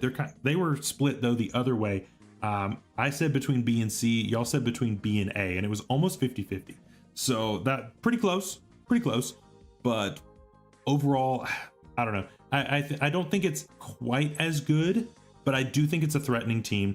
But I think that it can get hazard stacked pretty easily, and you're gonna have to be really careful about that. But I think Arc has a lot of potential. I think he's gonna do just fine. I think it's gonna be a good season for that team. Next up, Nuglo. Nuglo, I believe, was in chat not that long ago. Sorry for making you wait this long. But here we are with Cleaver plus Bull plus Noivern. Holy cow. This is, that's a nasty triple threat there at the beginning. And finally, somebody took Grand Bull. Why is nobody drafting Grand Bull with Terra, right? I think Grand Bull has a lot of potential here. I really like this Mon. And I think that in a metagame that has all this Intimidate, and you need a fairy and all that, I think that it's not a bad pickup. It was cheap, right? So I don't think that's a bad pickup at all. I like the Bull option on here. I like Cleaver setting up those hazards. I like Noivern for the speed and just the immediate breaking that it provides. We don't see any kind of automatic setters of terrain, but obviously we could do like Psychic Terrain Bronzong, we could do Electric Terrain on Jolteon. There are options there if you want to do that, but it is going to be manual, and that does again take out a crucial slot in our preparations, so that can be a little bit tough. The Morgrim is a nice little bonus option at the end. Gives us another fairy, gives us a dark, and it of course gives us a prankster user, which helps out a lot. The Hisuian Sliggoo, I don't think is a bad pick at all. I think that it's a cool Mon. It being without Terra is what it is, but I mean, its typing isn't the worst at Dragon and Steel, so I'm not against it by any means. I guess my immediate thing again is a Sceptile draft without immediate support for one of its Terra captains in Sceptile, because I think Sceptile has a lot of potential, but unfortunately I don't think it is supported as well as it could be. I don't mind the Quagsire pick as much here, but I don't think that you're bringing things that are there to be exploited as much. I think you're going to be running Unaware a lot more than Water Absorb, which isn't necessarily a bad thing, but it makes it a little bit redundant with the Tentacruel. It means that Tentacruel is going to be your remover 100% of the time, right? And that's going to force you into situations that you may not want to do. Tentacruel's deceivingly fast. and it's a really good spinner, but I don't know that I want to spin with it every week because it's also super specially bulky. It's got really good typing. It's my grounded poison here. I think that kind of holds this team back just a little bit. Yeah, I mean, you can defog, I guess, with Noivern, but you don't really want to. So that's a little unfortunate as well. But yeah, I think removal is tough. I think that can be a little rough here, and I think fairy types could have a bit of a field day here. If you get rid of Bronzong and the Tentacruel, I think fairies can do well. So that also is a little bit tough there. But I can't deny that Cleaver plus Bull plus Noivern is a really nice combo. I think Tentacruel is not bad as your bulky slash maybe offensive water sometimes. I don't think that that's a bad option by any means. So I'm kind of teetering between A and B. I'm between A and B. I think it's a decent team, but I think that we have so many low tiers down here that are a little redundant. I think I'm gonna have to go with a high B, like B plus. I think it's really close to A minus. But I think that there are just a few holes that I can see being possibly punched in this team. And I will say that Nuglo is my sparring partner, my opponent for week 1. So I've looked into Nuglo's team a little bit deeper than a lot of these other teams so far, and so yeah, I'm thinking a little bit further into the matchup. I'm trying not to give away too much of what I'm thinking here, but overall I think the team is decent, but I think those low tiers maybe are what are holding us back here. If I have a recommendation, I probably would drop Quagsire and then maybe even those last two and pick you up something a little bit better, just because I think that Tentacruel already serves that purpose and get you a better ground type. I think a better ground type would be nice here, but again, that's just me. I don't think the team is terrible by any means. In fact, I think the team is pretty good. Now the coaches did disagree with me here, and coaches went with an A. I get it. Like I said, I think I'm kind of borderline between the two. 46% said A, 30% said B. So, you know, we're in the same ballpark there. 15% said the S, and one person said C. So, I mean, to me, it's kind of a borderline thing, at least by the coach votes. But I personally think that it's a B. It's a high B, but it's a B, and definitely could be improved a little bit to be brought to its fullest potential. And this is the last one. This is Zand. This is our final coach of the night. It only took a long time, but you know what? I figured it would take about 4 hours, and it took pretty much 4 hours. So that's fine. Zand came out at 8th pick and made quite the banger here. I think this team is insanely good. Again, we see the combination of the Primarina plus the Saraledge, which is really good. Fly Fraud is 3rd, which is whatever. On this team, I don't mind it as much, but it's a little redundant with having the Clodsire as your ground. I'd probably want to go for a better dragon personally than Flygon. But that's just me. I think a better dragon here would do a lot of good. And I don't know how I feel about the Glaceon pick if it's not Terra. I don't think that that's the best option overall personally. But Regieleki for speed is good. Arboliva, an amazing Terra captain. Cobalion, underrated pick, and it going at pick 6 is really good to be able to grab that. Clodsire, bulky Mon. I don't think it's a bad Mon at all. Bombardier, again, with no Terra is kind of tough here. I really would like to have Terra, especially for the rocky payload stuff. So we do have three types essentially when it comes to stab on Bombardier, but I would have preferred to have seen Terra on that as well. But I can't deny the fact that the Malamar and Arboliva are the two best Terra eligible Mons on this team. So I think it's decent. I think it's a decent team. I think that there is a lot of potential. I think that Cobalion is a really nice option for the steel, but it does force it does force the Clodsire into being your fairy check, and that is your only real like fairy check. Fairies are going to be really difficult for this team to deal with because Cobalion is neutral and that's your steal, so that's going to be really tough. I think that I think this team is a couple of transactions away from being really, really good. I think that Malamar is nice, especially once it Terras, it can Terra out. But again, it wants to Terra fighting. Again, that's weak to Fairy. So I think your Fairy weakness here is a little tough.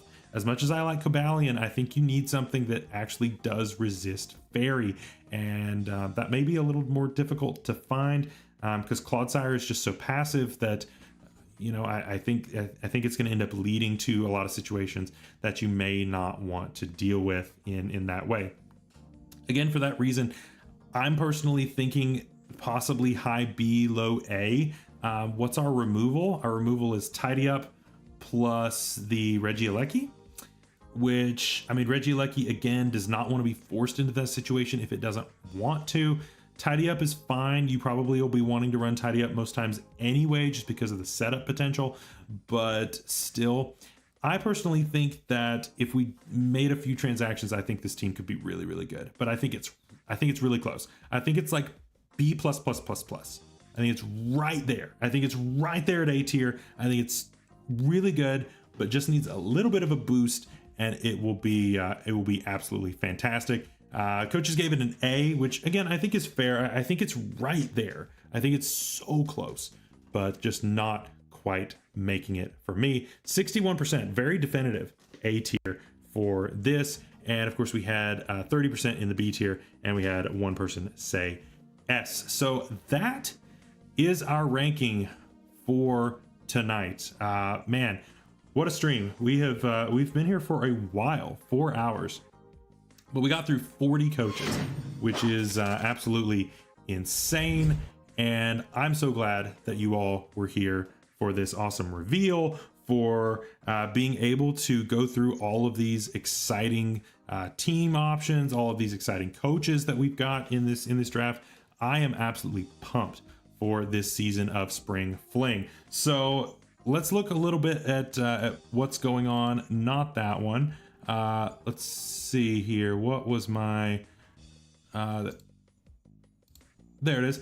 So a few final things to go over before we call it a night. We've got the draft analysis videos for those who are doing them. Again, this is optionally an upload required league. Those will go live on June 1st. And that of course will be promoted all over on the UNPL server. And I'm looking forward to seeing what people come up with. I've already seen a couple screenshots of people working on theirs, and it is very exciting stuff. And I think everybody is really pumped, including me. I'm very excited. So again, week one battles are going to go up 1 week after those draft analyses on June the 8th, which is great.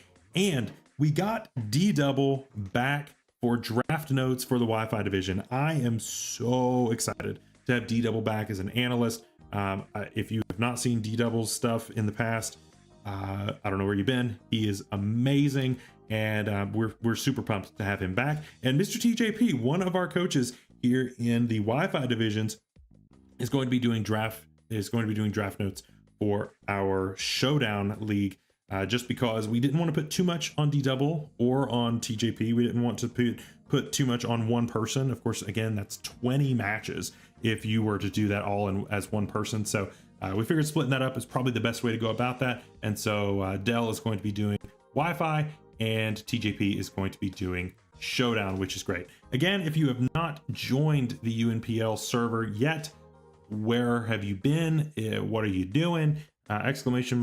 UNPL is going to drop that link for you. But yeah, that is pretty much all for our stream for tonight. Once again, thank you all for being here and watching this stream with us. I hope that we kept you entertained. I hope that you all got something out of this, maybe picked up a strategy or two if you're one of the coaches, maybe picked up something of a way to exploit your opponent's team, or maybe found a flaw in your own and are looking forward to fixing that and making it all the way to the top. I'm pumped to see how this stream or how this season goes, and I think that it's going to be a really, really good time. So thank you all again so much for being here.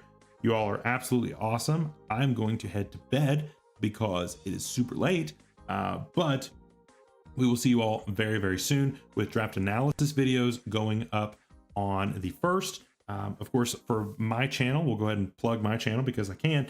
LTM, final week of LTM is going to go up on Saturday. That is against Jacob as always, so make sure to check that out. A fellow UNPL commissioner for that, which is great. And then, yeah, next week we get to start on Spring Fling, and I am pumped about that. So again, make sure you're subscribed, make sure to like the video if you haven't already. If you are watching this in post in the future as a VOD, make sure to leave a comment on this video as well. It really helps out with the algorithm. But until next time, stay safe out there, stay healthy. We'll see you later. Bye-bye.